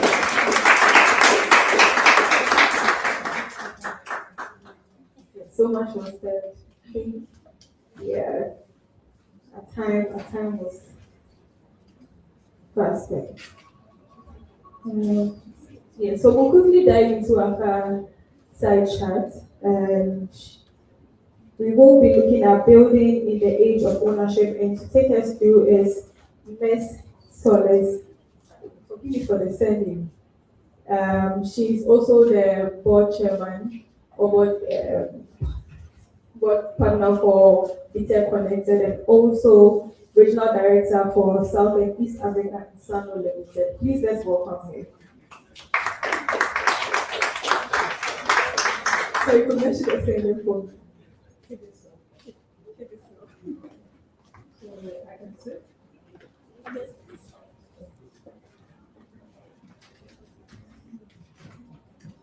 Good evening, everyone. I was told I would interview, but it looks like I'm given a free pass. So my name is Solis Kediso, and I'm a woman in tech. I'm not the kind who can say I'm not tech savvy, right? But what you would find is that Sorry, please, for those looking for the group, for the BetechConnected and also the Web3 community, please kindly scan and join the group. Thank you. so I started my career in 2012 in telecommunications, and then I switched to fintech. That was before fintech was a term. Now I'm hearing about Web3. So I'm all about innovation waves and how we can get on at the right time, position ourselves right, and all the things women can do to achieve everything we have dreamt about. So that's me. Thank you for joining me. I know you were wondering what's happening. Okay, so guys, Madam Solis is one of our advisory members, and it's a pleasure to have her. Such a very big woman in tech, doing awesome work around. Please go on LinkedIn and go and look for her. She doesn't like blowing her horn, but go on LinkedIn. So she says she's just a digital, but she's a serious tech woman. That's just by the way. Thank you so much for making time to join us, Madam Solis. It's a pleasure to have you. Please, will you tell us your journey to tech? I mean, I know you've gone through various career transitions. What was it like from the beginning? Did you come from a non-background of tech into tech, or from the onset, it's tech you wanted to pursue? Okay, so I did electrical engineering in university. And at the time, okay, that's my favorite engineer. Oh, nice. That's nice. At the time, look, there's no fairy tale to how I ended up in electrical engineering. I knew how to do engineering because I liked math and physics. And then when I was choosing my engineering options, my family members felt electrical was kinder to women than the other options I chose. So I had no big dreams. I had no fixed any balls. I'm not that kind of girl. Whilst I was doing engineering, I fell in love with systems building. We did a course in computer engineering, like introduction to programming, using C++. I failed it, by the way. But then my mind opened up to, okay, you can design systems, you can design programs and applications. But even then, I didn't think I'd end up in IT. Yeah. My aim was to find the job that would pay me the most. So by second year, I knew I wanted to work in telecoms. By the time I got to final year, I felt I wanted to work in oil and gas. I was looking for the job that actually I will enter 3 years, make my money, go do something else. I like to cook. So I always thought I'll start a catering business or something like that. So I didn't foresee this. Whilst I was in school, Vodafone introduced a scholarship program, which I think they still run, the female engineering scholarship program. And we were part of the first cohort. So then I got to work in Vodafone. So then the love that I had sort of seen in school materialized into products. I was part of quality assurance and testing, and I later moved into Womeni. But I was bored. So I like to build. I'm the kind of person that when you're doing grassroots, like when you're building the nitty-gritty, I want to do it, I want to design, I want to, but what everything was built for us, right? So as I was getting bored, I started looking for something else. And then the company called Insan reached out to me. At this time, it was a startup, they had some ideas, we met, okay, this has potential. Not sure, it could literally fail. So I spoke to my mother and she said, you try it. Worst case, you can come and help me in the sachet water factory. That's what my mom does. So I quit Vodafone and joined. That was in 2014. And I left last year. So I'm no longer with Sam. The MC is going to get me trouble. Yeah, so I spent like 12 years, 11 years, building that and I'm on to my next adventure. So you know the amazing thing about you for me, you mentioned that you like starting, and I know in Sam gave you that experience because reading your bio, you read across countries when Sam starting their systems and all that. Can you take us into that? How did it feel as a woman? Because usually it looks like in your engineering field, it's very heavily male dominated. How did you feel? I'm sure you've been in rooms that you were the only woman. So how did you feel? And I mean, were there moments of insecurity? I mean, were there moments that you felt like, hey, can I do this job? Like they've sent me to this country to come and start this thing. Can I do it? So I think my first solo trip, I had to go to Zambia. And my going to Zambia was because someone met my boss and said, I think you guys, what you're doing in Ghana, so I do it in Zambia. At that time, I'd been to a number of countries. I'd never done it alone. I went to the team. And I had a broken heart. So I wanted to leave Ghana. Don't worry, it turned out well. It turned out well. Yeah. I married him, so it's fine. But at that time, I was in a sort of a funny place. I just wanted out of the country. I wanted a new thing. So my mom said, okay, so can you go? And I'm like, okay. So when should I go? And then he gave me a date, and my best friend was getting married. I think that weekend. I said, no, I'm in Maid of Honor, so I have to go the next day. Okay, so then I have to go and tell my mother. I have a single mother. I think our mothers are the first examples of what we can do as women. They go through a lot. They do so much for us. Look, I am here to meet someone who has been raised by a single mother and not tender rights. I can't say the same for the other gender, sorry guys, but for females raised by a single mother, they always tend right? So I never had a doubt of what I could do. And you know, as a woman in a male-dominated field, I mean, it started from school. Electrical engineering were like 10 girls, 75 boys. You don't see us. We enter the room and we are not in one corner, you don't see us. They'll try to intimidate you, but my guy, I made a base and came here. You didn't pay my fees, you're not the girl. So it never was a question for me. So going into Zambia, I was like, okay, this thing could fail, but that was how I ended up in entrepreneurship. The whole thing could fail. And once you own that your fear of failure, nothing stops you. Right? If you fail, what happens? This is not Titanic. You won't die in the ocean. Like you just come back home and figure out the next thing you want to do. So that was fine. But then my mother, at this age, my family has started having prayer meetings about me. It looked like the marriage thing. I wasn't serious. My mother says, are you going to marry a Zambian? I have no idea how I'll say that. I'm like, you never know. Like, let's go and see. And that was the only thing stopping me. So yes, I get into this country. First of all, Zambia, like most of the South African countries, they get cold around February leading into August, September. I Googled it too. They told me the weather would be 9 degrees.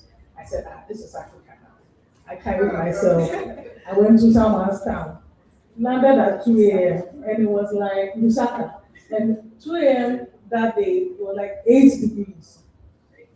I had to walk through the 8 degrees in my suit and my something that I thought made me look classy, totally impractical weather.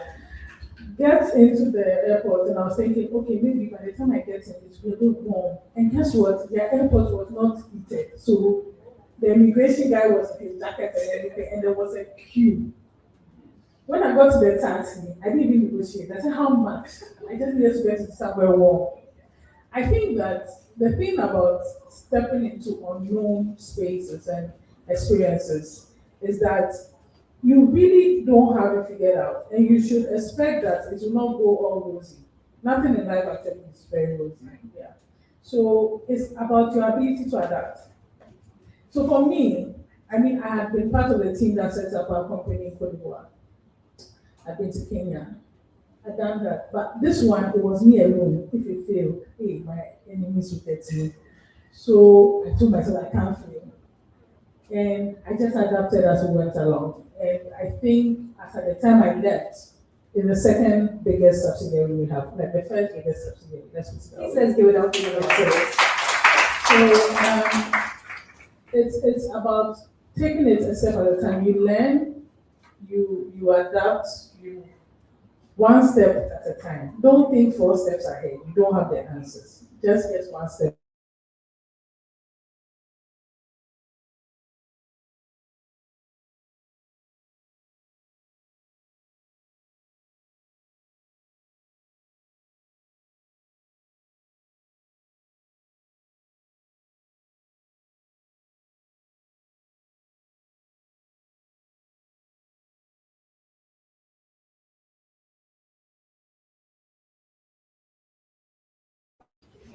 There's no anywhere coming home. Like I'm not, I remember when I was like this, my mom said, hey, you can't afford to feel low. I wanted to go to Access University because I think their brochure and I thought it was such a cool university. Then I want to ask for their school fees. So when I came home, I mean, research know they have scholarships and stuff, but the school fees scared me. But I was like, okay, you're going to tell her and see what she says. I said, okay, so this school, if you want to go, your siblings have to drop out of school. And come and stay there. Then when you finish the school, we will take care of them. So and we have to close down the factory and sell everything in the factory. So for 2 years, we eat, right? And it's really about the struggles. You know, sometimes certain things that we think are disadvantages, misfortunes and stuff, always end up building us like for bigger things. Like when you have failed to a certain degree, you become sort of unstoppable. Right? My first experience with failure was thanks to KMUST. So I was a very good student. Like I've never had issues with passing exams or making it to the next point. It's usually what I don't think about. I get to do electrical engineering, and the lecturer says I will show you prepare.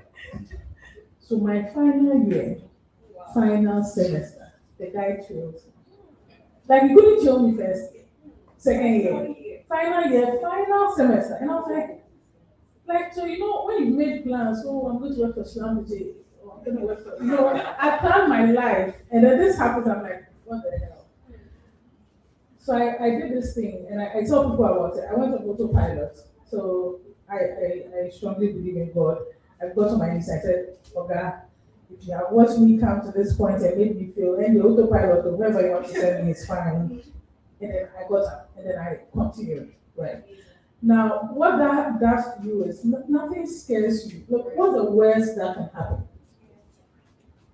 So my first job interview, so I'm telling my friend I'm going for a job interview. I'm like, look, I'm going to find out how they do job interviews and come and train you so I will get better for the next one. I'm okay with the fact that I'm going to do it. So when I walk into, there's no way you can intimidate me. I won't be nervous. I won't be, no. I answer, if I know, I know. If I don't, I don't know. Now, it gets to the point about my education, because on my CV, I can't close my education because of that lecture. Sorry for another day. And I expect that at this point they will fail me. So I'm having lunch. I've passed the interview. I'm having lunch. Like I've moved on. Then HR told me, okay, so the second level of interview, I said, second where? They're like, you have to go and meet. I'm like, oh guys, I have to go and explain again why my certificates are not ended this thing. They said, come, I lost appetite. I didn't finish my lunch. I go for the meeting. I interviewed them with Uche Ofoduge, current MTN Benin CEO, like fantastic boss by the way. So she asked me a lot of questions. So I realized on your CV it's not closed. I'm like, okay. I'm narrating again. She said, okay, but I think it's important that you get it, but anyway, it doesn't matter. And then they gave me the job. They truncated my national service 6 months in, gave me the job. This is my first job interview. And the rest was history. So I guess what can come? Right? You just keep moving. I don't know all the fancy terms of this age, but my time will say what can come. Yeah. And then you just keep moving. That's how we move as women. People will make sneering remarks. When you're in a meeting with guys, you enter, they see that If you are not dressed fine, don't talk. If you are dressed fine, don't talk. So do what makes you comfortable. As you start talking, at times you can say something. A guy will say the same thing, same words, we even paraphrase. It doesn't even give you that respect. And then people go, oh, that's a good idea. Like, is it because my voice wasn't good? Yeah. And you know, sometimes as a woman, you are tempted to let it pass. And yes, I think that's exactly what I was saying. So back to my point. At some point, certain meetings they don't invite me, and it's fine, right? But you own it. Like I think it was said earlier. V mentioned. She says we show workings, right? So I have three daughters, three beautiful daughters, and I keep telling my husband that I do not want them to enter a space and feel like they have to change who they are or become something else. Own who you are. Be unapologetic and just keep doing the best you can. You see, as a woman, if you fail, everyone goes, we said it. And they say women empowerment. You know, let me, this is one, I've never said it, but maybe I should say it here. You see, I've seen men on social media saying that we are cheating them. If you have a population of 50%, right? We are 50-50. It's only in this room that we've covered you guys, don't worry. And you get to any platform and it's skewed one side. It's either you are telling me that the other side is not mentally, academically capable. What is your excuse? Now, look, me, I don't fight with men over the thing they have to do. I tell my husband, I want you to be a man and I'll be a woman and I'll follow you. I'm not into all those fights. But I'm an engineer. I was working with ECG, carrying pole and things and this and that. But when they get to a certain point, they start to climb some pole and go some funny hill. I said, no, I won't climb.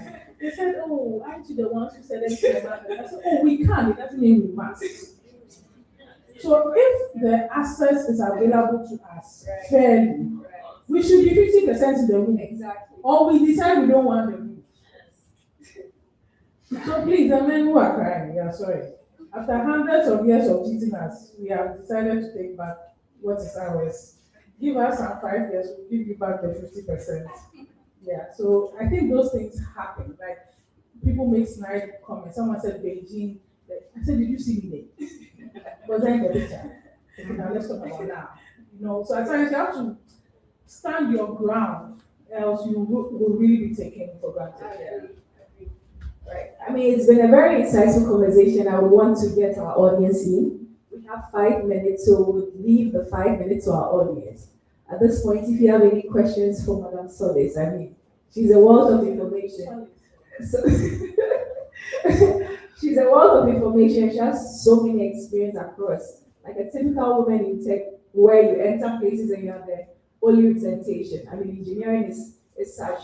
So please, if you have any questions, we'll be taking them. I think we'll close up with what anchors you in your journey and in your life, because you mentioned, I think you tagged it a bit, but we'll close up with that. So after the questions, that'll be your final statement.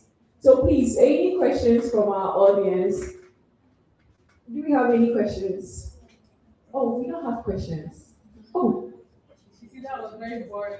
She explained everything. But then let me ask my last question. We want to exhaust our time. She has. Okay, I'll come there.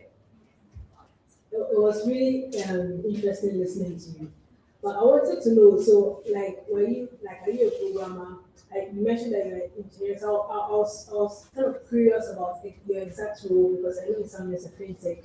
You also talked about ECG, carrying code. So I'm like, you're everywhere. So, so with the fintech, like what was your role? Like what interests you? Because I know you also you love building from the scratch.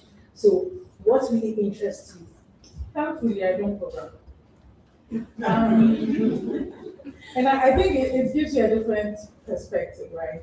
When I joined in Sano, what I was doing was building solutions, like designing the solutions, working with the engineers to get the solution the way I want it, right? So what you call product management, product development, that kind of thing. But then my big thing I think was in operations. Because fintech, yeah, the soft things work, but the hard things are heavier to it. So more of the operations, making sure everything is functional and is connecting to each other and stuff. So that was my passion. So you find me, there are times, I remember just before I left the I told them that it's been a year. If there's no problem, no one calls me to a meeting. Once the thing is working, we are fine. But then when there's a problem, they say, oh, call Solid, let's always come solve this. So it's all involved into having that view of how you solve problems, like organizational or product or platform-wise. Yeah, I think that's what I've been doing. And thankfully, because of AI, now I don't really need to learn how to program, right? Yeah. That's interesting. So one of our little babies, she said, how is engineering connected to Web3? Oh, wow. I think, so you see, blockchain started with fintech. Actually, before the Web3 wave, I think, came with it. I happened to witness the whole start and the talk and stuff. And what I found interesting about blockchain was what we had built in Insano at that time was quite similar, except for the nodes. We had built a system to have the immutability, to be able to, because essentially we sat in between a lot of institutions. So sort of we built the system that way to have the different layers coming together to form one transaction record. So I could relate, right? But then I think blockchain's strength is in the fact that it decentralizes the control, like I think you've been mentioning from the start. So how does it relate? The people who designed blockchain, I would presume that there were a few engineers in there. And I think that there are a lot more applications we can build on that technology. To my mind, I have been thinking for a long time that the problem with innovation in Africa is how we own it. You know, mobile money is a very simple technology. It works because it solves our problems. Now, how we translate the various technologies, AI, blockchain, you name it, into functional solutions is a problem. There's a lot of hype around new technology, but we need to distill the things that really make us work. And our African context is very different from the rest of the world. So I tend to find that for engineers, we need to solve that problem. You know, India has a very interesting concept they call Jugaad. I learned about it in my MBA. They don't believe in innovating the way the rest of the world innovates. They look at what do they have, what's their problem, how does what they have solve the problem. Very simple. So they are building from grassroots. Africa, you are looking at the solution that's in the sky. And the ground problems are still there. You know, I still feel fintech, we haven't done it all. Like, there are still so many layers. The foundation has been built, the rails have been built. What do we build on top of it? I think those questions will come into Web3. How do we engineer solutions that are basically immune to our pain points, let's put it that way, and how can we get better at some of these things? So I hope it answers your question. You see, let me give you an advice. When you are young, it's like you can do everything. They are bad and they are good ones. Let's talk about the good ones. The phone you are holding was more powerful than the computer that took the first man to the moon. TikTok, you can watch dance the whole day, or you can follow an influencer who gives you some insight. I mean, for me, every day I learn something new, either through X, LinkedIn, something. So it's an open possibility. I never knew I end up in fintech. I never knew I end up in electronics. You can, Steve Jobs said something very interesting. You can never connect the dots looking forward. You only connect it looking back. My advice to young people is always this. There is no such thing as wasted experience. Wherever you are, it may not be where you pictured yourself. It's not the ideal job for me, whatever. Wherever you are, own it, make the best of it. It is experience. But there are wasted opportunities. So if the phase we are in now is learn. If the phase is work. Like, pick it a day at a time and do your best at that phase. You will figure it out later. So who knows? Maybe you will design the next thing that will raise the whole Africa. That's true. Right? But you just have to keep learning a day at a time. Every day, ask yourself, have I learned something new? What has this done to my mind? Like, you guys have so much information. I was debating with my daughter this morning. I tell you what it was about. You doing this. She's only 6.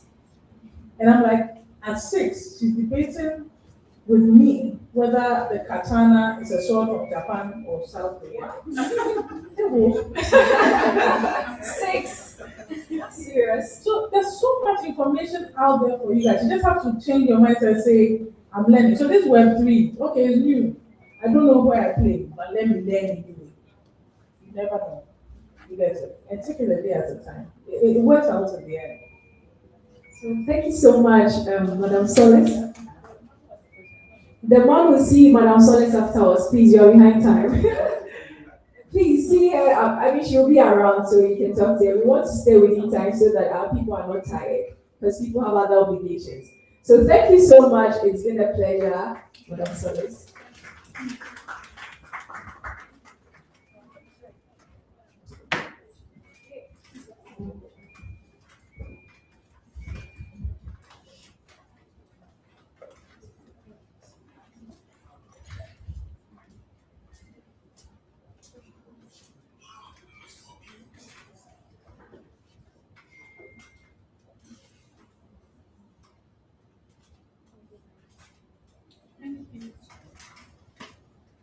Okay. Yeah.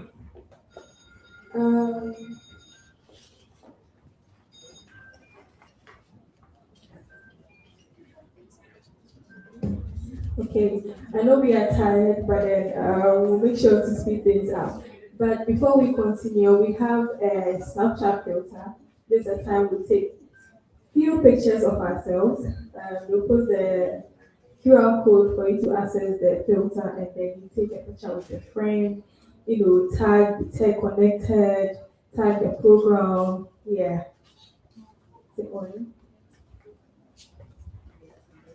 Make sure you take a picture at least with 5 people.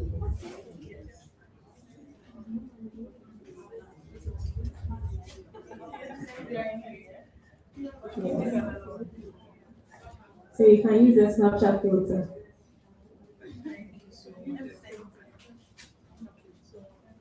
Oh, my Snapchat lovers.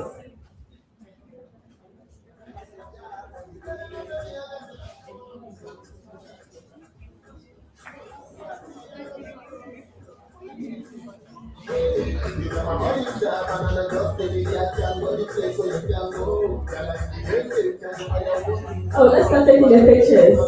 With 5 people, you can even look at it. Come to a speaker and take a picture with her. Take a selfie and post it.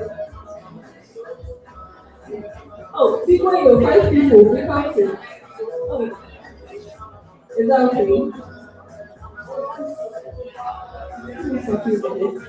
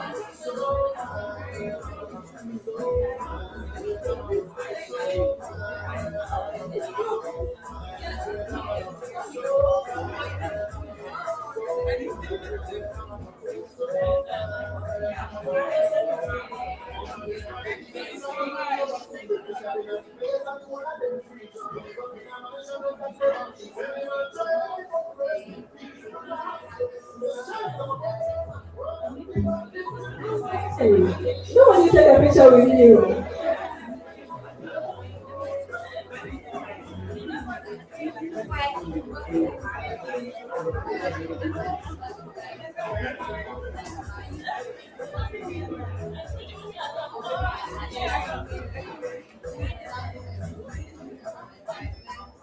More music on trendybeats.com.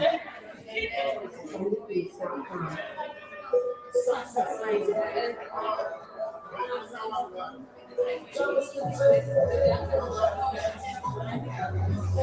Are we done? Hey, 5 people here.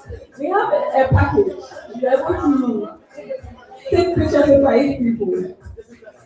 Yeah, right.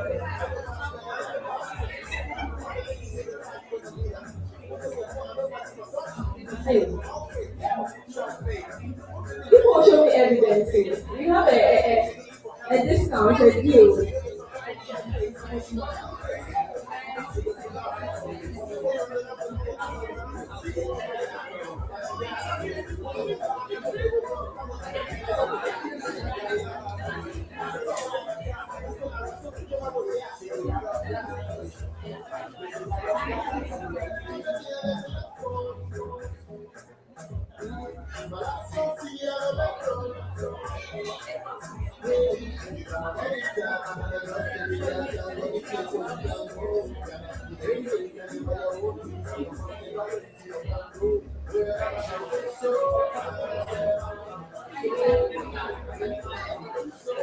Please, are we done? Hey, some people are not taking with the speakers.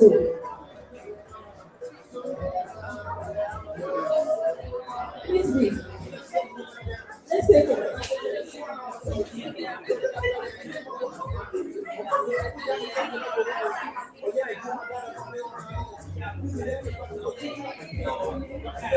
Are we done? You can take a video too.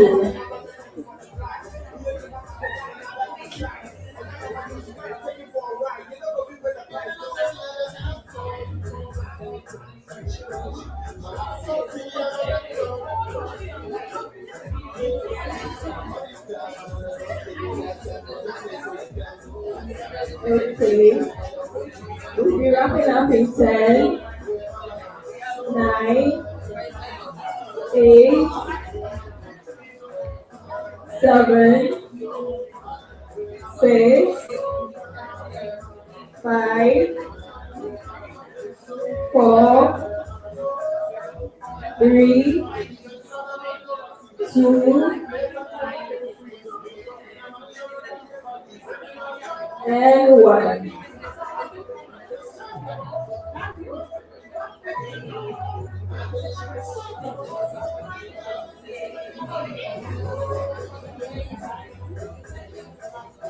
We'll take one here.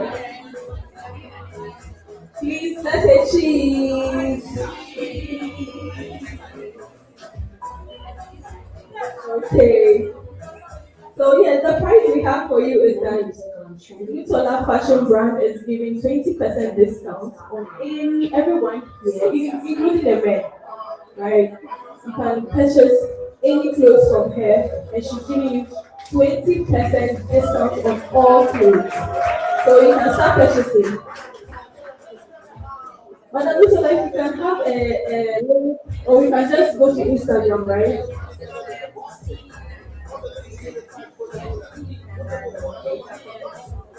So yes, please see Nana, the moderator, if you want to make any purchase of clothes. All right. Thank you, Mr. DJ.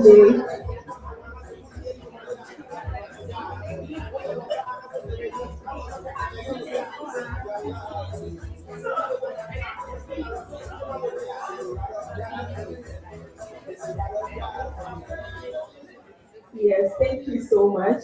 I hope you took a lot of pictures. Please go and tag, in fact, be tagging right now. Post on Instagram, on Snapchat, X, and tag BetechConnected, sorry. Yes, so we'll move to our final panel discussion, panel 2. Please, we are done with the pictures. So. And now we are still taking. Oh, I gave time, please. We've exhausted the time. So let's continue so we can wrap up.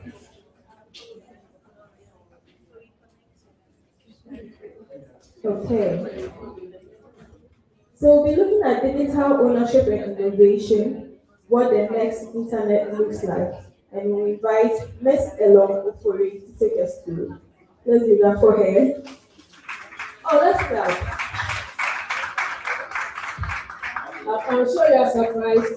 Of course, you are sorry we are disrupting your program. So I'm supposed to be on the panel, but I've talked a lot. So I will be, is it interview or paneling them? Right.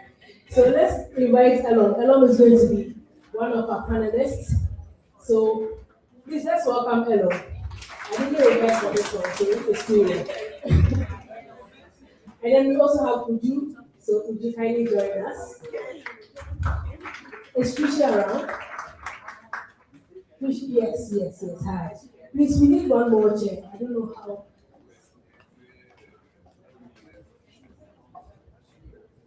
Hope you are feeling good or we are hungry. Or we are hungry. Oh. This is the point you ask whether we're break and make people right now.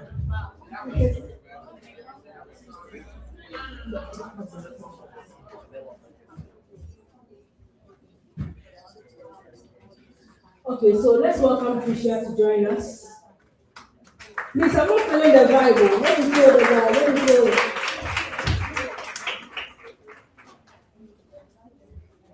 Okay, we'll be starting soon.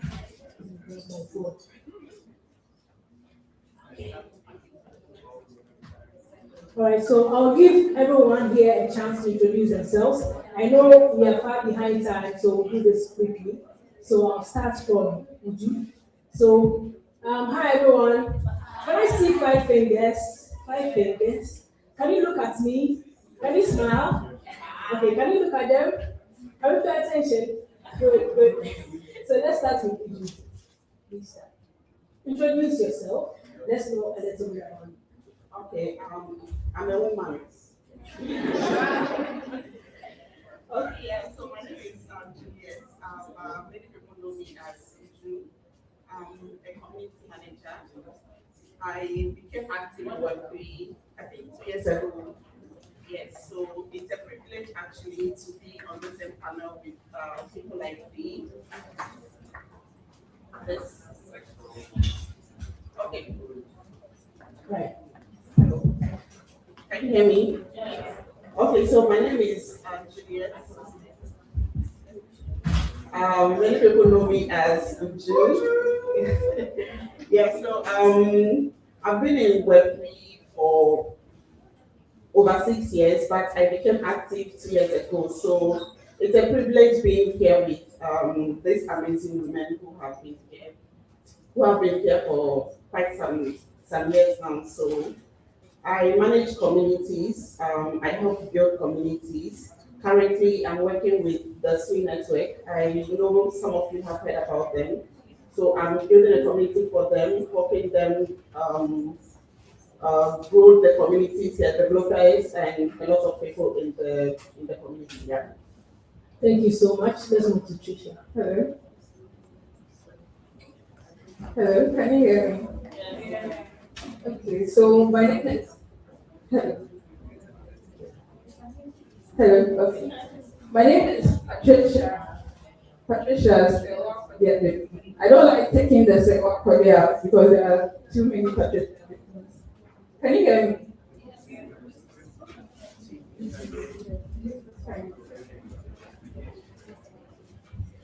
Okay, so I didn't go too far. I think I can reverse. So my name is Patricia Sewa Kodia, and I like keeping my Sewa Kodia because I think there are too many Patricia Bikins. I don't know why they are different from this, like maybe they are not house Patricia. Yeah.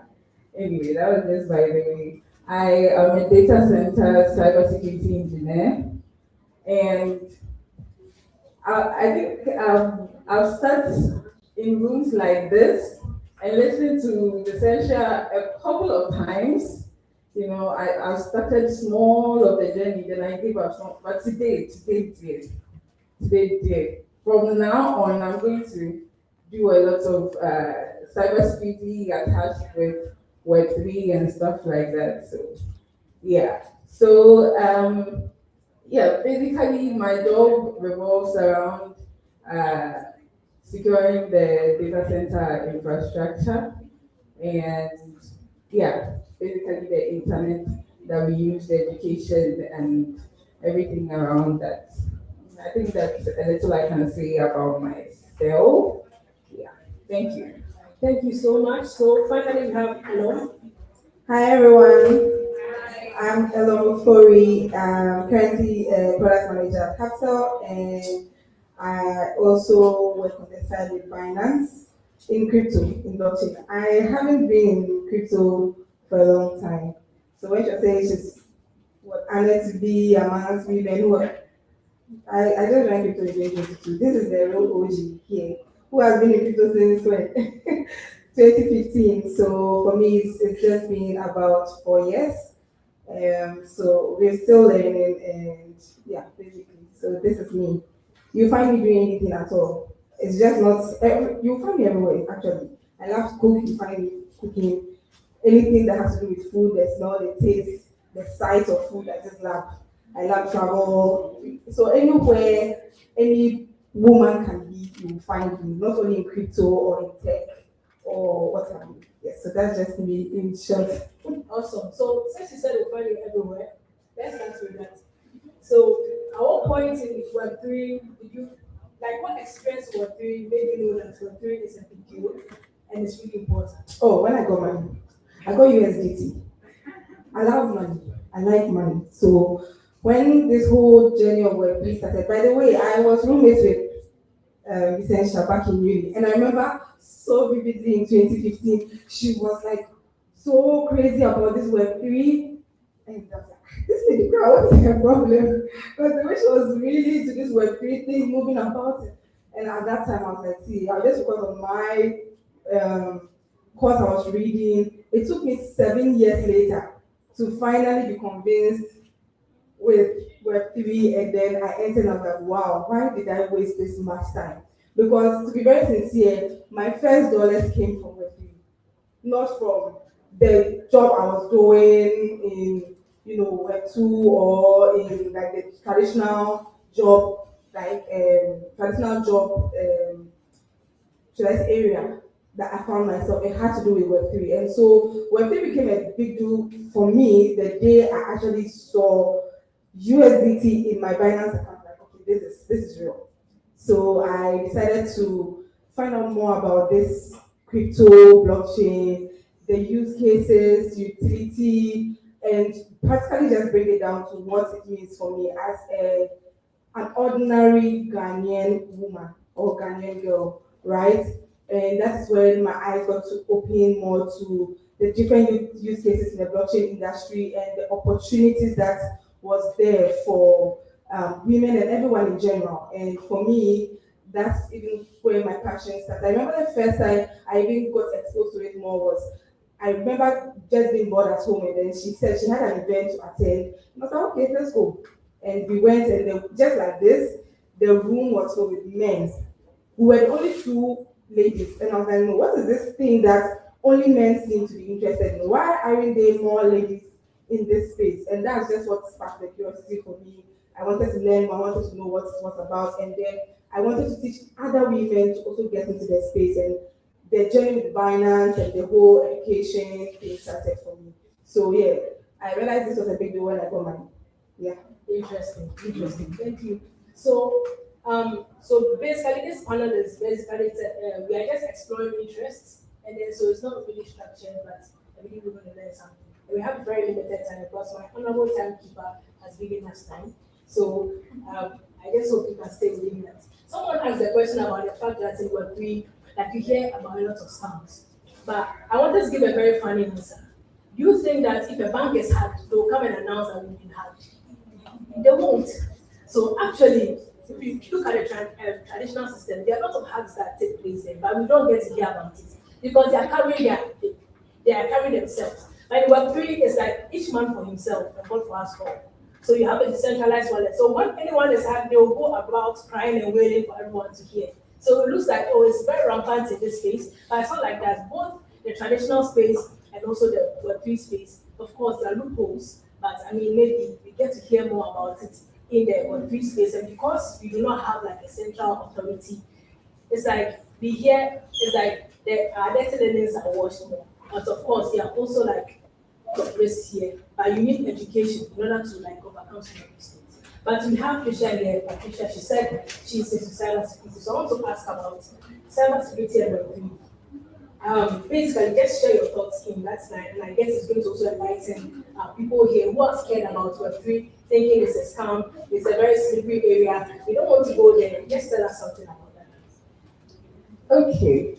Well, I'll start from this point, right? So in cybersecurity, there's this saying about zero trust. You don't trust anything until you verified it, right? And that has to stick with you whether you even decide to go to Web1. Because like nothing can be trusted, whether in Web1, Web2, Web3. So in Web3, well, I know to an extent, I mean, Essential always says that it's more secured, right? But what we have to understand is that that is more like changing the attack surface, the threat's direction for the attackers.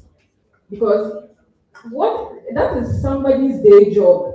Like they want to find loopholes in your system to be able to steal from you.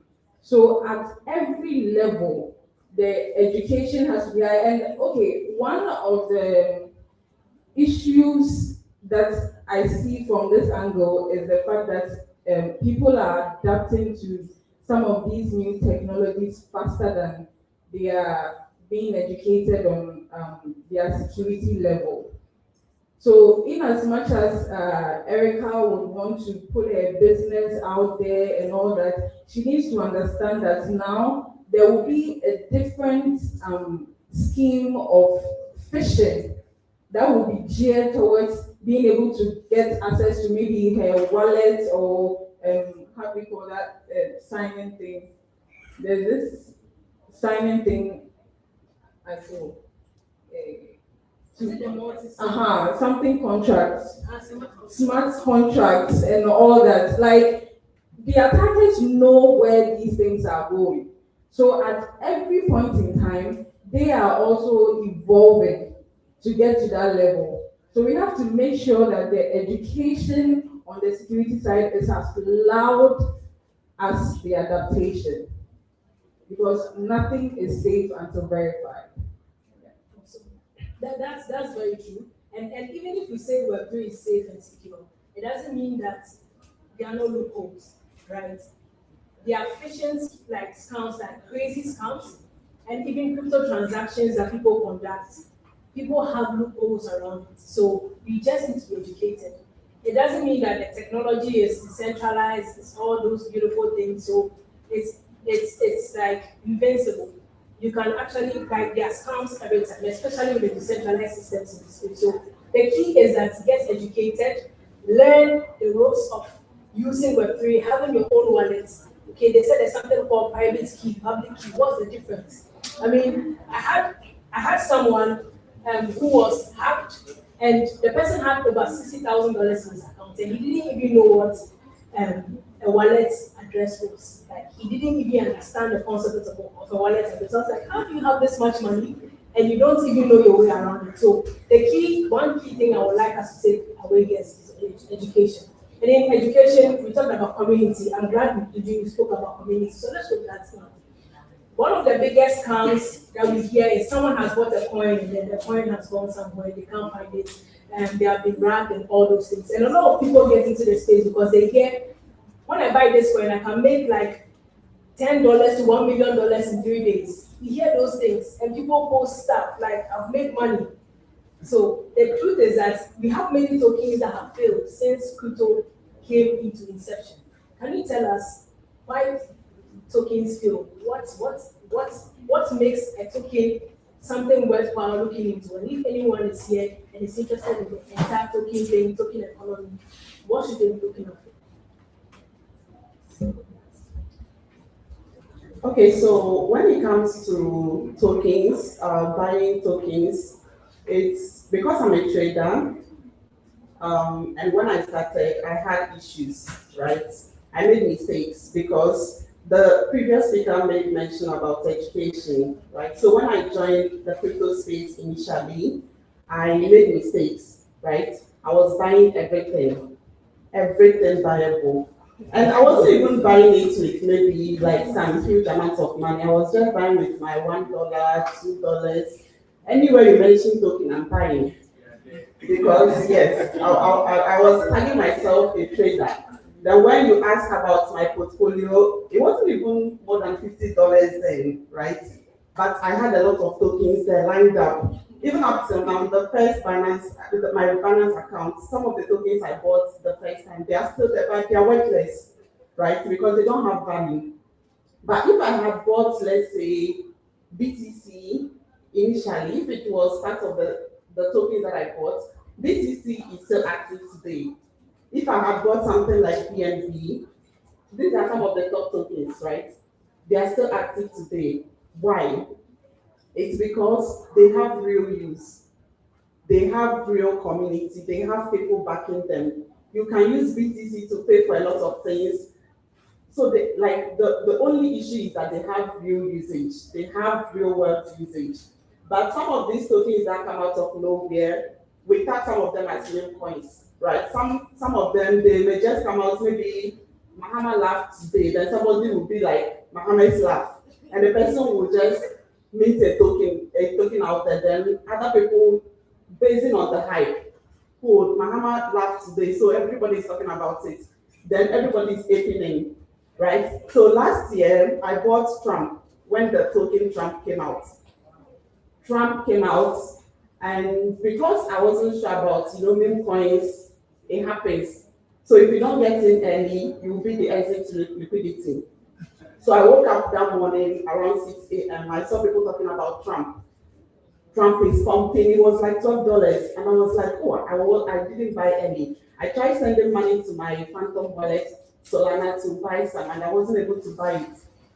At the end of the day, I wanted to buy, so I bought like $60, which was high at that time. Then when it was 11 a.m., it had gone up. It went to as high as I think $69 for one. Something I bought $12 within a short period. My regret that day, I was at work. So because it is a meme coin, it is based on hype. So once people are hyping it, more people will be buying, so the price will be going up, right? But I wasn't paying attention, and the hype went down within one day, and everything just. So it didn't go down totally, but I think it went down to 24. And I realized that it went to 69 and it's now 24. Greed. I still stayed in because I was hoping that I would make money. At the end of the day, Trump's wife came out, Trump's son came out, the whole family, Trump's family, they came out. And I also bought Trump's son. I'm forgetting the name, but I also bought that token. I think last month it was deleted from my OKX, right? Because there's no value. So what I'm trying to say is that when a token doesn't have value, it doesn't have people backing it, or it doesn't have real world usage, it will just die down. A lot of meme coins have come out since since 2009 crypto came into existence. A lot of tokens come out, a lot of coins come out, but if they don't have a community, if they don't have real usage, it will just die down. That is just it. So meme coin is just one example. All right, thank you so much. So I hope you are not scared by this, but I mean, this is to show that we have to start with education. You have to learn about the space. Yeah, we had Bitcoin, we had Trump, like, how can someone laugh and donate a coin? It doesn't make sense. That is how crazy the space is. So I guess this was just like like a good introduction. From here, if you're interested in Web3 crypto, you can just talk to any of us. We could guide you. So just one person. If someone wants to get started in Web3, how should they get started? What should they start with? How should they start? Let's just answer that if you are going. Okay, so I would say that no one is starting from zero. That is one of the misconceptions that people always have, that, okay, they need to be somewhere before they would actually start into Web3. But where you are now, you're not starting from zero, because you can read, you can write, right? You have a phone. So it's not zero. Just start from where I think the previous speakers made mention about you being hungry. And for myself, when I hear people say, okay, you have to be hungry before you actually start to do something, sometimes it's not like they are not right, they are very right. But do you know the disease of being hungry and being lazy? I used to have that.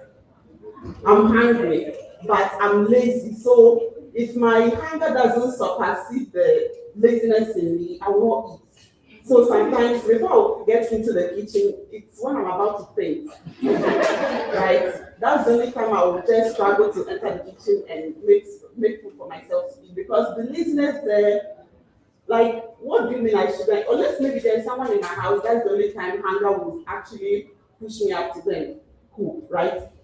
So what I'm trying to say is that, yes, you have to be hungry before, like, it can motivate you to actually do something, get into the space, try to build something for yourself, right? But there are people there, people like me, who are lazy and they wouldn't want to do it. Simply because we feel like we have to be somewhere, we have to have some level of education in the space before you get into it. But how do you get the education that you need if you are not getting into the space, right? That is why I mentioned that you are not starting from zero. From where you are, you already have an idea. You can read, you can write, you can do a whole lot of things. So the only thing you need to do is push yourself out there. Join communities. One of the reasons why I failed when I started in 2019 was because I didn't know anyone to reach out to. The first day I met V on Twitter, people have actually told me, oh, it's just one lady in Ghana who is actually active in crypto. And I was very glad when I met her. And it is true, we don't have a lot of women in the space. So that day, we connected. And prior to that, I didn't know anyone in the space, right? It was just a few people writing that I connected with. And he was able to teach me, okay, yeah, this is how you do this. I didn't know anything. Most of the wallet addresses I created in 2019, I don't even remember the seed phrases today. MetaMask took me 6 years before, let me say 4 years before I learned how to set up a MetaMask wallet, right? So all those things happened because I didn't know anyone to connect with, and I didn't have the education, right? So if you have the education, or if you don't have it, just reach out to communities, interact with people. You attended an event like this, the wonderful speakers here, you can just reach out to any of them. Oh, I need to get into this space, but I don't know this, I don't know that. They can connect you with to communities, and that is where you start. I'm saying that I've just been active 2 years in this space, but I started building the community last year. I was 6 months into the space, and I got my first Web3 job. I wouldn't say my first Web3 job because I was doing other things in the space, but to be the lead for a whole community in Ghana here, it was within 6 months. And how did that happen? I wasn't even sure of what I was doing in the space. I was just there, yeah. You get up every day, but I had people, I had community, I had people who were helping me. Some of the guys are here who actually helped me build the community to where it is today, right? So you don't have to wait till maybe everything is perfect. If you have a phone and you want to start up something, just start it. And also, if you are trying to maybe understand maybe your talents or your skills, I would say just do anything. Unless maybe you have a clear understanding of what you want to do in the space, you go ahead for it. But if you don't, just start from anywhere. Because myself, I'm very shy. I used to be very shy. I'm even shy, like I can't tell you. I'm surprised you're shy because I'm trying to stop you, but you're still talking. So every shyness is very interesting. So that's not fun. Yes, so I used to be very shy. I used to be very nervous, like coming out, talking to people. It's not my thing. But when I came into the space, I realized that, okay, if I'm going to do this, I actually need to come out of my shell. So how can you lead the community if you can't even address the community, right? So it started from one place, started from somewhere, held my first event 2024 December. And from there, it has always been like every time they are having events, I'm always out there hosting events and all of that. It wasn't, I didn't understand what I was doing initially, but as time went on, I'm able to understand now. And yeah, so you can actually start from anywhere. Right. Let's give it up for I hope you had a great time. Hope it was useful. Hope you learned something. Yeah, so this is it. We have ended. If you want to start today, like you have everything ready. AI is there. You don't need to stress yourself. You can always start from now. So thank you for listening to us. We are happy to connect with you after this session. And yeah, take it up from there. So yeah, we are done.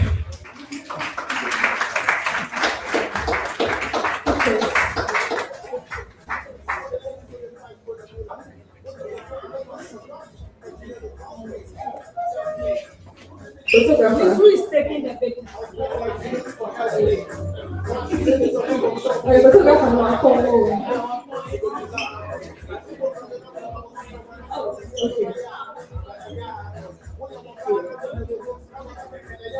Oh, he's here. Sorry.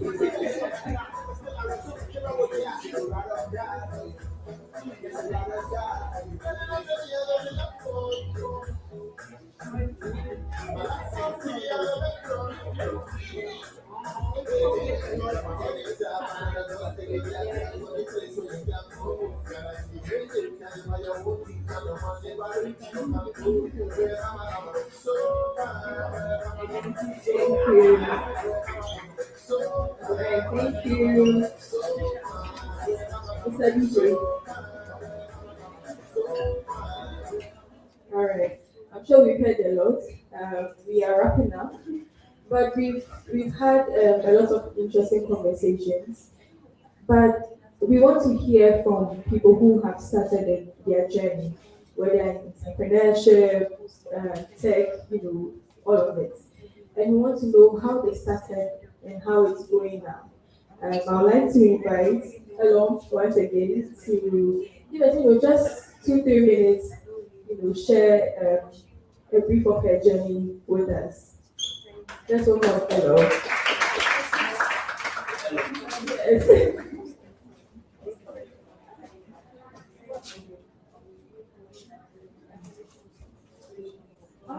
Okay. Hi everyone again. I am Elon. My journey, transitioning into tech. Okay, so I studied food science in Munich, right? And you know what we normally say that that's the course they gave you, right? And I just be like that. Oh, what are you studying? They gave me, but if you study, if you're studying something like medicine or biological science, oh, I am reading this, but if it's something else, so they gave me this, right? So that was the time, but I actually chose that. Don't mind it. I actually chose food science because, like I mentioned earlier, I love cooking. I think everybody in my house who just loves cooking. Okay. So when it was time to choose a course, and I realized that I wasn't going to be able to do medicine like my dad wanted me to do, I just had to go with something that felt practical to me. And so I went with food science. So right after school, and I love the course because it was, a course about food production. I know all of that, how to get the science out of food. So we have the culinary and we have the means for food and the rest. It sounded interesting because you're always developing new food products and the rest. But right after uni and then I started national service, I was working with CSRI. It was interesting. I was working in the lab, mixing hydrochloric acid and methane and what have you, running. Someone is telling me like, hey, what are you talking about? Yes. I'll be in the fume chamber and working with all sorts of chemicals, and it was good. If that is what you want, I'm not deterring anyone from doing that, right? But for me, where I was working, I felt like the disadvantages were more because I was working with hydrochloric acid and every day I was inhaling this. That's how inhaling this chemicals. I was like, no, I can't continue this life. And so I decided to start looking somewhere else. I got a job at a food company and it was hell because my boss was always verbally abusing me. It was no joke. So that's when I met Akosia and I said that like I need a change in the area. I can't keep doing this because the job was taking a toll on my mental health. I could literally see the phone ring and I would just have a panic attack. That was how bad it was at the job. And so that's when I started doing the SWOT analysis. So strength, weakness, looking at what I can do in tech and all of that. And I would say that period was like a lot of learning for me because I took courses like crazy. Like, when you finish uni and you think you're done with books. That's how it felt for me. I thought I was done with books. I remember so well the day of my date, I was like, hey, I'm done. I didn't know I was coming to enter the real world and actually study because you want a use case for your life. And so you find me on YouTube, Coursera, LinkedIn Learning, Udemy, you name it. I bred myself in learning because I knew that I needed a change in my life, and that's how it started for me. And like some of you are here today, I went for a lot of networking events. If I tell the number of the events I went to in tech in 2022, I think everybody in the tech ecosystem knew me. I love it because that's where you're going to meet other people in the space. You're going to see what other people are doing. And so for me, unless I don't hear there is an event being organized, hey, I'm there. There is an event, and painfully, that is how I met my first employer in tech. So you are not wasting your time if you are here, right? I know sometimes you can get overwhelmed. There's always an event and you are always there. But it's an amazing opportunity for you to meet because at this event, I think the MC or one of the speakers was saying that you don't even know who is sitting next to you. But sometimes some of these events, you have CEOs, co-founders, and they're just wearing normal t-shirts and trousers. My first employer, he was just like some flip-flops and I remember because I knew what I wanted, I knew that I wanted to get to the space, I didn't have the experience, I just started learning some things. Anybody I just see after the event, I just go, hi, I'm a Sorry, this, that. I wasn't shy. So he was standing somewhere in the corner and I just went, hi, I'm a Sorry. He said, oh, hi. And then I realized there was this foreign accent, I didn't care. Continued speaking. Before I knew it, this person was founder for a tech company and this person was in flip-flops. So don't despise the person sitting next to you, you don't know who the person is. You don't know who the person is. They will come in flip-flops, but they are the owners of tech companies. And that's how the journey started for me. And I will say something that we ladies, we do. For a particular role, okay, you will find more men applying to the role than women. And not because the men fit all the JD, the descriptions in the job, they don't fit it. But men have this audacity and tenacity to still apply for the role and believe that they'll get it. They can be only 20% fit for the role, they'll still apply. And a woman will be 80% fit for that role and I don't think the role fits me. I'm not sure I am ready I'm not, and they'll be there, they'll not apply. So for me, knowing that was something that could happen to me, imposter syndrome. When I got my first job, I didn't see that, hey, I'm not fit for this because it was huge. It was a startup and they said come and be operations lead. Hey, somebody who has just transitioned into tech, what am I going to operate? I don't know what tech is about. But I decided to take it on and take it one step at a time. Learn in the role. And this role gave me so much exposure. I was meeting sometimes you call me and say, like, I can't make it for this meeting, go and represent me. And I'm going to represent you with other tech co-founders. And that's how I met people like Eric Annan, other tech co-founders that in certain spaces you need to have met them. When it started for me. And then because you meet such people, you know that you have to level up. Because you are meeting CEO of, say, Complete Pharma, CEO of so and so, CEO of Pactel. These people have built like big companies. And then your boss has asked you to represent you, like, once you level up, then I knew that I had to continue learning. So it was, even up to now, I'm still learning. It's been a lot of learning for me. And that's how also the whole crypto thing also came in. I didn't know crypto, like Akosia, I was really worried with Essential. She had a course, she sent it to me. I remember the first time I did P2P on Binance. I called her Essential. This thing, I'm not getting attention. So okay, you share your video. She sent me through. I never, shied away from learning. And I didn't see the disgrace in not knowing. You are not the first person not to know. The person who is a master in their field today was once a novice. They didn't know. So don't be shy that people are talking about Bitcoin, wallet address, cold wallet, hot wallet, and some of these technical jargons you are wondering, what is this? What is this? And then it's time for you to ask questions and you are shy to ask because you feel like people will think that you are stupid or people think it's a silly question. Don't do that to yourself. Be the one to ask all the stupid questions, and you be the one to be the next knowledgeable person in a year to come. And the wise ones will still be in the same level.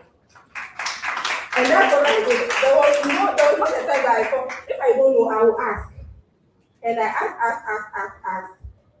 Before I knew it, I was given the opportunity to be a Binance angel. And also that also started as just wanting to learn, wanting to be in the community. And 2 years down the line, okay, we want angels to go to Liberia, I want angels to go to this country. Before I knew it, I was being sponsored to travel across Africa, go to Dubai. I didn't see that when I was started. All I knew was that I was hungry and I wanted a change, and that's what started it for me. When I after the first job, I realized that, okay, I needed something else. I moved and then I got a product management role. I took it and then I started working with engineers, and then I realized that when you're a product, it's not anything abstract. A product manager is someone who helps to build software. Okay, so you are like, how do I put it? You are like the instructor. Okay, you are the instructor that, okay, you are, let's say bus conductor, no, you are the driver. So you say that, okay, this is the bus. We have so and so in this bus. We are going to Kumasi. So you will just lead the people to make sure that we get to Kumasi. That's where product manager is. And so you have to work with a lot of people. You have to work with different teams, engineers, you have to work with designers, you have to work with marketing, sales, and all of that. Now, what pushed me to even go to, take an engineering course was because all I knew were the skills for being a product manager, knowing how to communicate, knowing how to, get the team to do the work, and understanding how the product works, and getting the designer to design the app the way we want. Okay, we want this button here. Okay, the login button should be this way. We want that when the user taps this button, they have this kind of experience. But then with working with these engineers, you tell them that, okay, we want to ship this feature. Can we have it in 2 weeks? They'll come and tell me that, oh, this feature, unless 1 month. And then I have sometimes I get into other projects and I realize that, so this feature that they told me was 1 month, it's actually 1 day to fix. So I said, no, that's what just pushed me to go and study for the engineering. Not because I wanted to code, not because I wanted to become a software engineer. I wanted to understand what happens to the backend. So that if the engineer asks you that, let's build this feature, you tell me that sweet, I think you're lying. I know that this backend can be fixed in 1 hour. So that's why I went to study software engineering at ALX and spent almost a year learning software engineering. And that's just how I am. I always want to make sure that I put my 100% in whatever work I find myself. So if I have to study the engineering so I can put in my best, I will do it. And so you see me do certain things, sometimes just a means to an end. So I will study engineering not because I want to become an engineer, but because I want to make my work as a product manager better. You see me maybe try to understand blockchain, not because I want to become a blockchain engineer or I want to have a crypto company, but because I've enjoyed some dollars from crypto. And so I want other women to also enjoy, so that you don't go to a man, your hair, oh, I want money for hair, your nails, oh, I want you too. You can make the dollars. Buy the one straight wig you want with your own money. You don't have to depend on any man. You understand? I know sometimes people are spending money that is not your own in the street. Me, if I get money that is not my own, I will collect. But there's some freedom, and that's what Web3 actually stands for.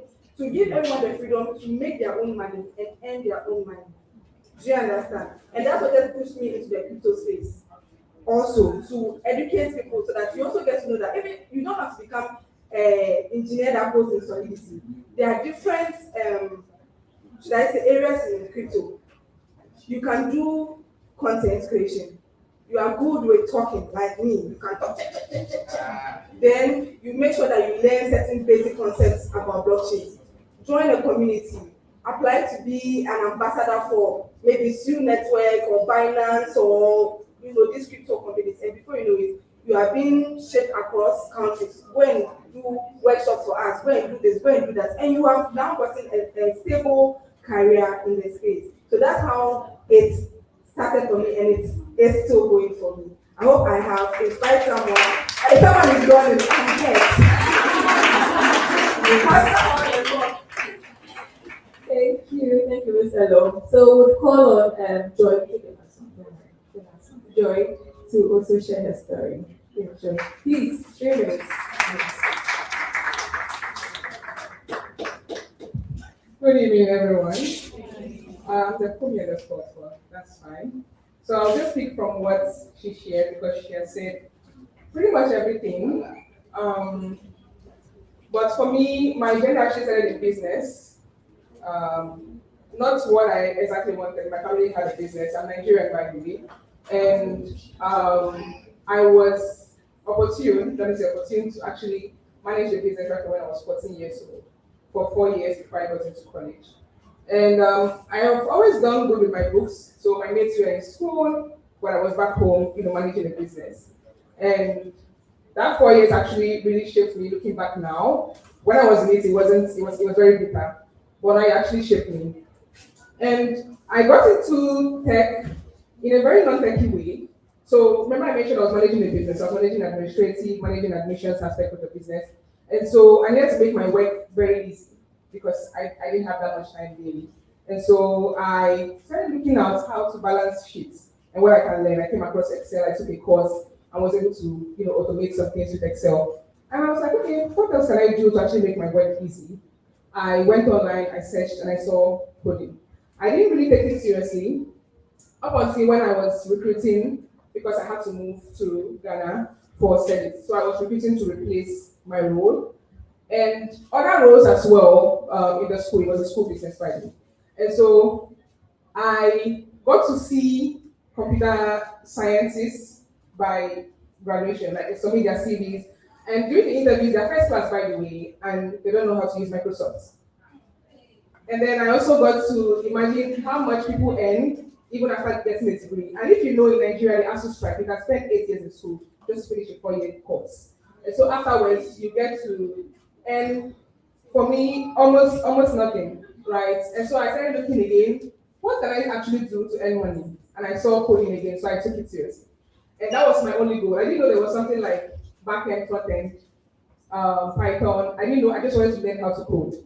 I didn't know anything about programming language. So I got into school, joined the Google community in my school, and started learning how to code.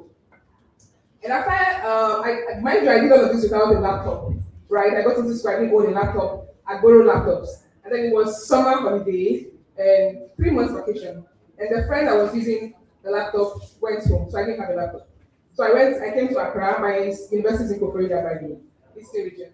So I came to Accra and I worked through the summer and got myself a laptop and got back to school. Applied for a boot camp. Luckily, very luckily, because I had no experience, but the boot camp was supposed to be for people with experience. Luckily, I got in and I finished that. That was Microverse, was a 1-year boot camp. And then afterwards, I kept asking myself, what next? What do I do to put myself out there?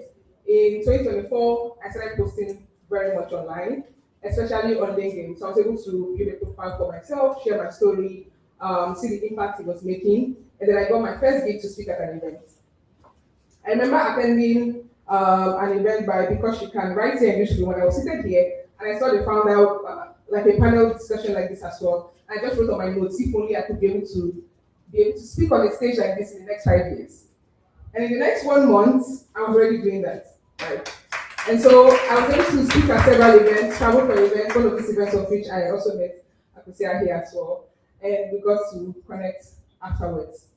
And so In 2024, by the end of 2024, within the space of 4 months, I had attended 59 tech events in Ghana. I had spoken at over half of those tech events. So I pretty much knew at least a good deal of people in the ecosystem here in Ghana. And I enjoyed speaking a lot. I also enjoyed the coding as well. I started looking into roles that would encompass these passions of mine: content creation, teaching, and also being able to code as well. And I came across developer advocacy. And before then, I already had internships and job experiences in tech as a software engineer. And so I started pursuing that passion. But then things changed in 2025, that was last year. I went for a career fair. The first career fair once I got into school, that was about 4 years ago. And I was opportunity to go into a breakout session with MEST Africa. And I got to learn about what they were doing, training software engineers to get to be their own startup, right? And then I wrote it down as well that I want to go to do this program right after school. So I finished school last year, November, and before then, the slots opened this time around for an AI startup program. So, of course, I applied. And out of thousands of applications, we were only 29 selected in Africa, and I was one of them. So I'm currently an entrepreneur in training with Met Africa, using my AI startup. But when I look back, I remember one of these days I was in the room and I look back and I just thought to myself, I must have been very crazy with how I took my tech journey very seriously. Remember, I'm in Koforidua. I traveled down to Accra every weekend to attend tech events. Some of you already know me. I attend tech events every single week. I'm in Accra to attend a tech event, to speak at an event. That was how I was able to know lots of people, get lots of opportunities, travel, also do some youth consultancy with UNICEF as well, and some other global companies. So in essence, what I'm just trying to say, two things. First of all, you have to be hungry. I don't know, when most people saw me on campus, going on campus every night, I would stay till dawn. When they're coming to campus to learn in the morning, I'm going to have my back and come back again. And that was the routine I was having every single day. And so when most people ask me, why are you doing all of this? I don't know how to explain to someone else who don't have the same hunger for them to see my point of view, right? And what I want for myself. And so you just have to be hungry enough to want something, because I also facilitate most tech sessions as well, boot camps. And I don't like the fact that I have to chase down a mentee or a student to submit assignments. That shows that you're not even serious and you don't know what's coming for you in the tech space, because it's always evolving. You have to always keep learning. You have to always be on your feet, and you don't need someone to actually keep chasing you. And secondly, I had a brief conversation with someone today, which also brings me to my second point, which is that your career in tech doesn't have to be linear or as flashy as maybe someone else's career, right? So for some of you, you might be coming from social media into Web3, you might be coming from software into Web3, and every part is different. So just know your strengths and also keep going. For me, I still feel like this is the beginning of my journey, but 4 years ago, I wouldn't have seen myself building an AI startup, from the girl who didn't know how to code, who didn't own a laptop, right? So it's always an evolving journey. I'm looking forward to building my AI startup and getting funded for it. I'm looking forward to having and sitting on leadership roles to actually lead global tech companies, right? So that's the big picture. And if you are not someone who loves constant learning, you would not be able to make it in the tech space. I'm sorry, because now there's AI as well. You have to be abreast with what's going on. You have to pretty much play catch up. Now, when anyone reaches out to me and they're like, "I want to get into tech, where can they start?" I really don't know what to say. 1 year ago, I would have had the answers for you, but now with AI, I don't know if you start learning coding from the scratch again, because things are changing. Before you learn learning coding for the 1 year or 2 years for you to be good at it, there'll be no job for you to apply to, right? So the field is ever changing, and no matter your background, any role you come into, just always keep having a growth mindset, and also keep an open mind for other opportunities that might come your way as well, right? For me, I want to work full time as a software engineer. If you ask me now, I think that was probably one of the craziest things I wrote down, right? Because now, seeing myself being as an entrepreneur and also gaining more skills, being in global teams, getting to work with people from all around Africa, learning from people, learning from bigger institutions like Harvard Business Schools and so on. That's the dream, but then it's just a starting point for me. So if there's any lady here who is thinking about like their space in tech, if they have a space, it might not be Web3, right? It might not entirely be Web3. It might be as a software engineer, but then your company might be using blockchain for something. So it doesn't really have to be a particular title, but welcome every experiences that come with your journey, and that's the beauty of it. And also leverage community, leverage community. I've not had as much time as previous years to be at events as I would usually be, but then that's the beauty of things. The fact that you still get to have people to connect with. I can talk to someone in the Web3 space, in the cloud space today, just because I've built that connection. And I also have something that I've been able to offer for them, volunteer for their events, teach at their events, whenever they're looking for speakers, I volunteer myself to be there. That's the beauty of community, right? Being present and also having something to offer. And at the end of the day, it all comes together. Thank you. Thank you. Oh, that was inspiring. We heard a lot. A lot has been said. And I know most of us are tired, but I am so glad we all stayed to the end of the program. Please come on. But before we go, I would like us to acknowledge our partners and sponsors, Stanbic Bank, I Supreme, Tech Chef Africa, Ghana, Mineral Water, Trillium Industries, Abbott Media, We Day Outside, and Capital Catering.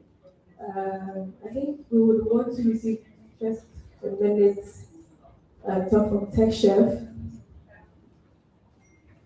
So, Liz, would you want to share something too about your company and all that when Tech Chef is done? Liz, or you just want to be behind the camera? Would you want to talk after Tech Chef is done or?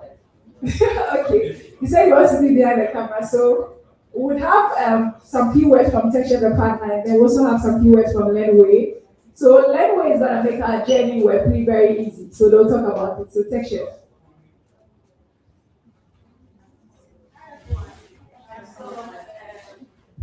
Chef Africa, in summary, we promote wellness, recreation, and mental health for tech enthusiasts, entrepreneurs, and anyone who is a digital nomad. Normally, we are recognized by our 3 pillars. So the wellness bit, we have a community both here in Ghana and also in China. Ghana, I think we have close to 300 people in that community whereby we provide them with resources that help them prioritize their mental well-being.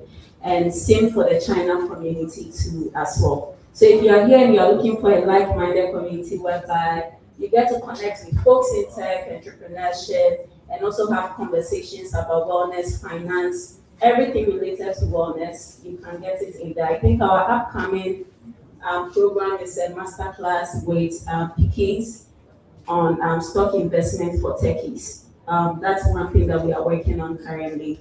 Also, another thing that people know us for the most is our cooking show, whereby we interview entrepreneurs like people like you in this room, where they share their stories and also what they are building on. So if you want to be part of a community like that, kindly just Google www.techchefafrica.com or just look for us on social media, Tech Chef Africa. Thank you. Lenway, right? Akosia. Lenway. Something from Lenway. So this is an opportunity to tell them about how they can get Sorry, thank you. Okay, my name is Francis, CEO of Lenway. So we have actually built a mobile-first, a gamified learning platform where you can be able to learn all your digital skills. So especially when it comes to introduction to money. So a lot of people think about crypto. But if you know how money started, you appreciate cryptocurrency. If you want to know more about AI, if you want to know more about blockchain, Web3, even Web2, Web1, these are digital skills that you have to learn and help you wherever you are. For instance, if you're a nurse, me myself, the certificate that I have is BSc nursing, but today I am a tech founder. So you don't use your certificate when it comes to tech. So you just have to know the digital skills. So you can check out, when you check App Store or Play Store, you can download Lenway. You can start from there. Thank you. And we'll receive the last one from Africa.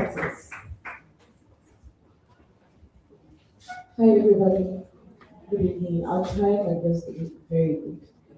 Actually, I'm feeling ashamed that I can't talk so much, but even those who are shy, I don't more tech stuff than me. I don't know anything about tech, I don't know anything about Web3. I came here to preach Afrotalks. I was even like, why would they send me to a tech program when I don't have any business? But I think after here, I would like to learn more about Web3 and I would like to connect with Elon. So I like her enthusiasm. So Afro Talks is just a Pan-African think tank. We discuss Africa, we talk about the systems in Africa and how we can make Africa better. So it started here in Accra. We had the first edition on the Legon campus with the Legon School of Business. We discussed how. And then the second edition was in Lagos, where we discussed the matrix, where the inherited systems has taken Africa where we are today and how we can get better. Now we are going to Kigali, that is Rwanda, in May. I don't know if they have anything they could project. Okay, thank you. So we are going to Kigali next, and Kigali we are just talking about how we can make the African integration, talking about the borderless Africa, how we can travel within Africa easily at a less cost, and all about that. And in Kigali we are featuring PLO Lumumba, we have Maria Majalo and a few others. We have Bas Mubarak and a few others. With time, when you go on our website, afrotalks.com, you are going to get all the details that you need about it. Everybody is tired. I would have spoken a lot, but everybody is tired. I wouldn't want to bore you too much. So this is the fully funded conference that you can apply for. So you just have to go onto the website again, like I said, afrotalks.com. You can just apply, and the fully funded conference comes at $20. And then you stand a chance to be funded to attend the conference in Kigali. And on the conference, we have the C-suite dinner that is being hosted by the Ghana Embassy in Rwanda, Kigali. And then we also have the lunch here at the Rwanda Embassy in Ghana. We are going to have the conference itself where we'll have a panel discussion, policymakers discussion, and what have you. And we're also going to have the Made in Africa Expo. So I know everybody here is an entrepreneur. If you would want to showcase your business in Kigali, this is also a beautiful opportunity for you. And with the CC dinner, it's for everybody. It's more like the policymakers. You get to interact directly with the speakers and investors at the CC dinner. And then we'll have the Talk Kigali, where we can talk Kigali for 2 whole days. I think since we are entrepreneurs, we'll be much more interested, especially in the Made in Africa Expo.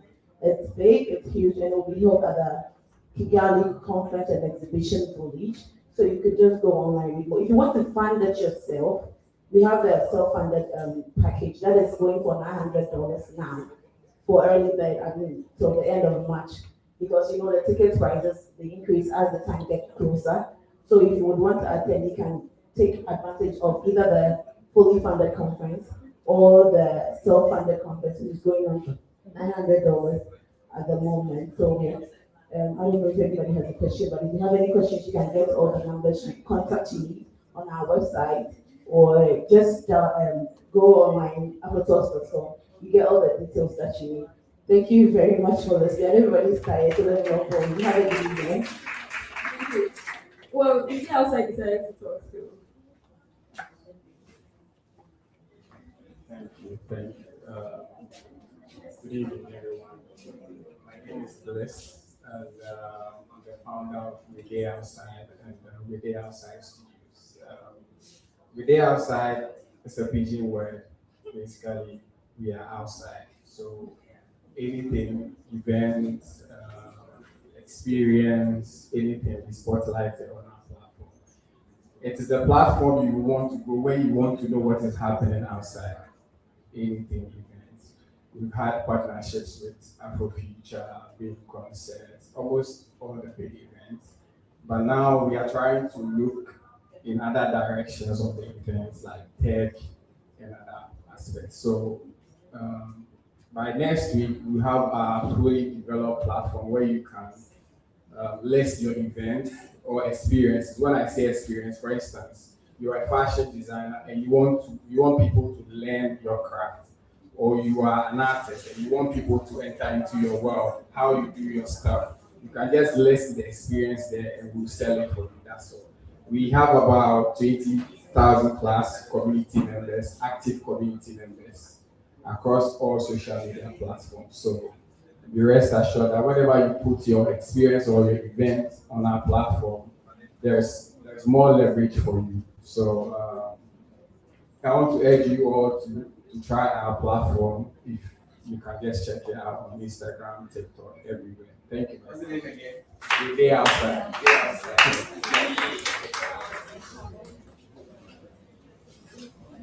Yes, follow them. We get outside. They really shoot beautiful content. Okay, we finally take announcements from Akosia. Thank you, everyone. It's been a very packed but insightful day. We are truly grateful for your presence. If you do events, you know it's not easy to get a full house. And so, in as much as I've been doing it, I don't take it for granted. Like, I'm always overwhelmed when we have a full house. So, thank you all so much for being here from start to finish. And there are a lot of opportunities, there are a lot of relevant people. We have some Web3 guys, Emmy, Kweku, CEO, like a lot of, so they can even help you. Some of us, it was men that helped us into the Web3 industry. So don't talk to just the women, please network with the men as well. And so together with my team, we are very grateful for your presence. Down to the announcements. So we have the Future Work 3.0 coming up. Yeah. So if you've been following us, we started Future Work in 2023. That was our first edition. It was a good one. Then we did the second edition last year, and then the third edition this year is in August 22nd. And so this flyer will be shared in the community. If you scan to join, please, if you haven't, see any of my team members and join, because we'll be sharing resources, not just our community, but every speaker that was here. If they have any resource, we'll put it there, or we'll send it to you by email. So we want to thank you all so much for joining us. And I also want to acknowledge our sponsors again. I mean, this is just a meetup, but we had very good support. We had Capito Catering sponsoring our catering for our speakers and some of our guests. We have Tech Chef Africa, so Nanefa coordinated the panel one and some behind the scenes as well. We had We Day Outside responsible for the coverage, like content production and all that. If we were to pay money for these things, it would have been a lot. As I said, there's a lot that goes into event organization. It's money. That's why this year our event is not for free. Hallelujah!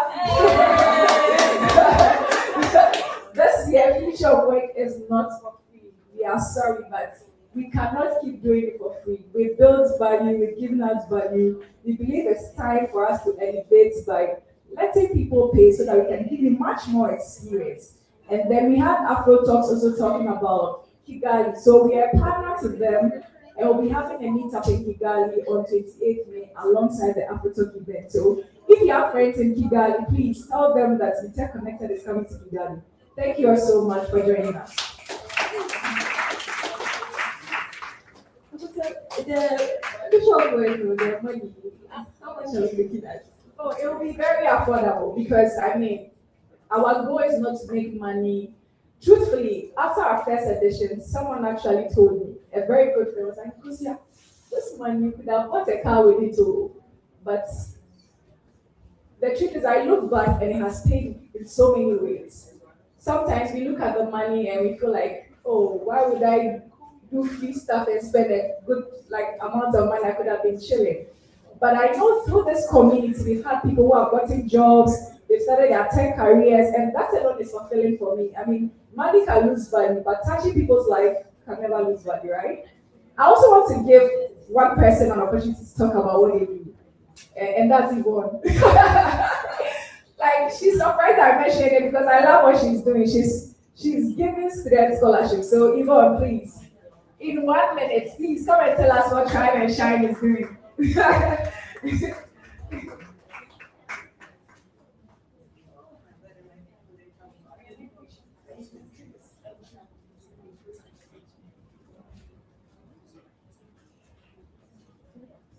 Good evening, everyone.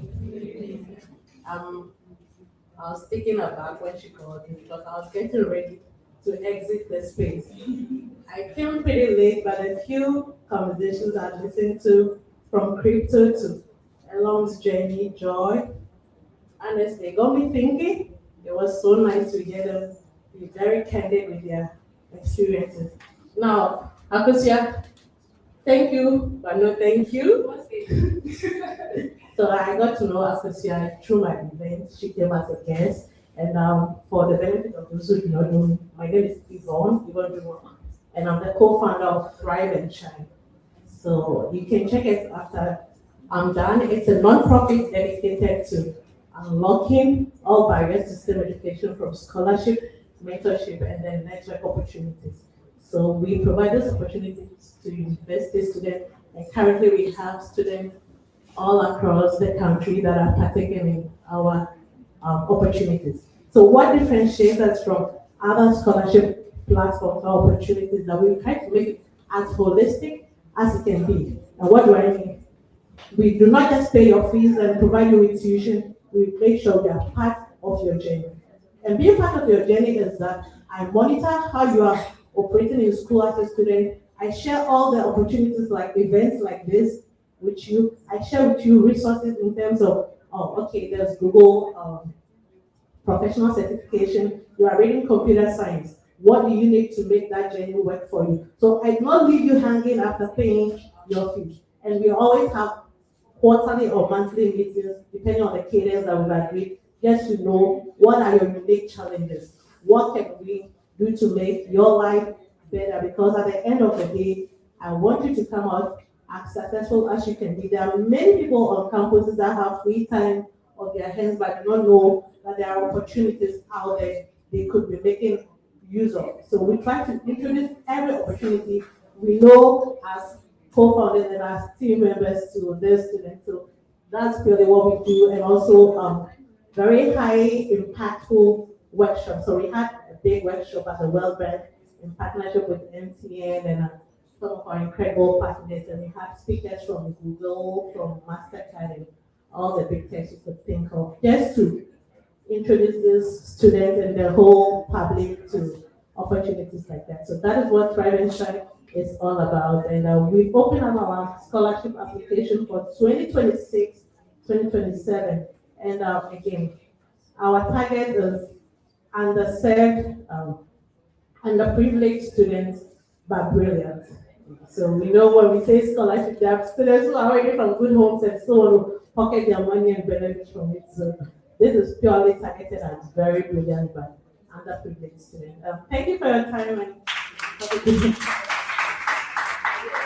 Last one, just briefly, this is how we can support each other. So we'd like to take the last one from Kenny.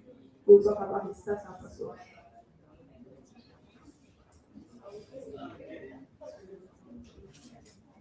Hello guys. Lots of lovely faces here. So they call me Yini. I work in the blockchain space. So we have I'm from Kayaba Labs. It's one of the companies I run. It's a blockchain research and development laboratory. And for anyone who is interested in the advanced and technical stuff of building products in the blockchain space, we're running a scholarship of 3 different cohort programs starting in April, middle of April. The first one is in blockchain development. The second one is in AI and vibe coding, for those of you who are interested in vibe coding. And the third one is in cloud computing. And we have only 100 slots available, so it's also a scholarship as well. So if you're interested, just reach out to me and I'll give you in-depth information about the programs we are running and how you can be a part of it. So thank you very much. Okay, thank you. Please let's not go. We'll have a quick photograph before we go. And yeah, I'll use this opportunity to also, for those who are open to designing as well, please, when I said I was not a techie, share. Now wow, I'm a techie papa. So yeah, I'm a product designer, a product manager, and a UX researcher. We are having the first, in fact, biggest female design conference happening at the Google AI Center on the 27th of March. That is beyond the surface.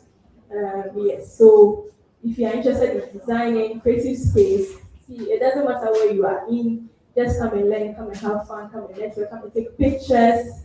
right? And also meet wonderful people. Yeah. So if you're interested in design, if the QR code is not going through, you can just go to our social media platform, Beyond the Surface Conference, X. Sure, I'm coming. So yes, you can go to Shitake Africa or Beyond the Surface Conference, and you will get everything. Thank you. So please, let's come. I think they'll come forward, right? Yes. So please, let's come forward and let's take a good picture before we go. Oh yes, and before we go, we have Ohima detergents also as well. Yes. Please let's come forward and have our pictures taken. Please, if you need your quality living soap, your hand washing, for your cleaning solutions and stuff, you can call us on 0647 591 887. You can even locate us on social media anywhere on Human Cosmetics and Services. Thank you very much. Also, one thing, please send a QR code to give us your feedback, please, like right now. Yeah, please, let's just 2 minutes because we need the feedback to build the experience. So 2 minutes, please. The questions are very straightforward. 2 minutes, let's scan and then fill it out like right now. We want to improve our events for you. Please, if you are done taking, please come forward. Let's take some beautiful pictures.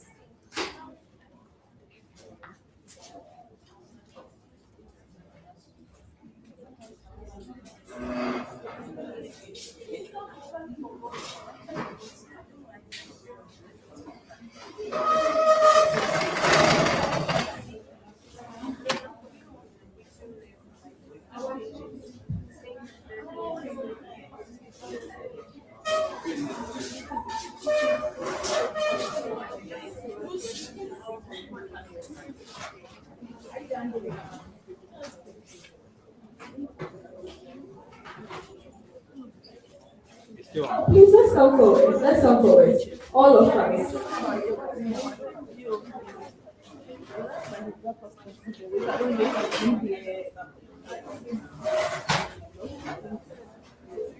Let's come forward. Let's come forward. Please, as speakers, let's take a seat. Yes, let's come forward. These are our distinguished speakers.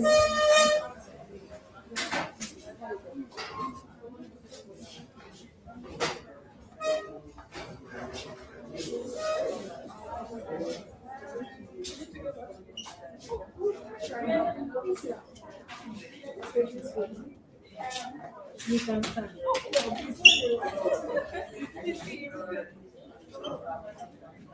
Oh, please, let's come. Including the gentlemen, please. Let's take a picture before we go. Steven, how do we stand, please? Oh, okay. Look at me, I'm interrupting the link.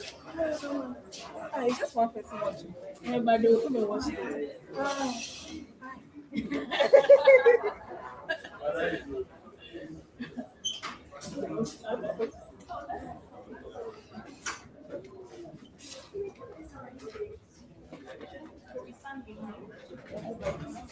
That's how you want the video to be.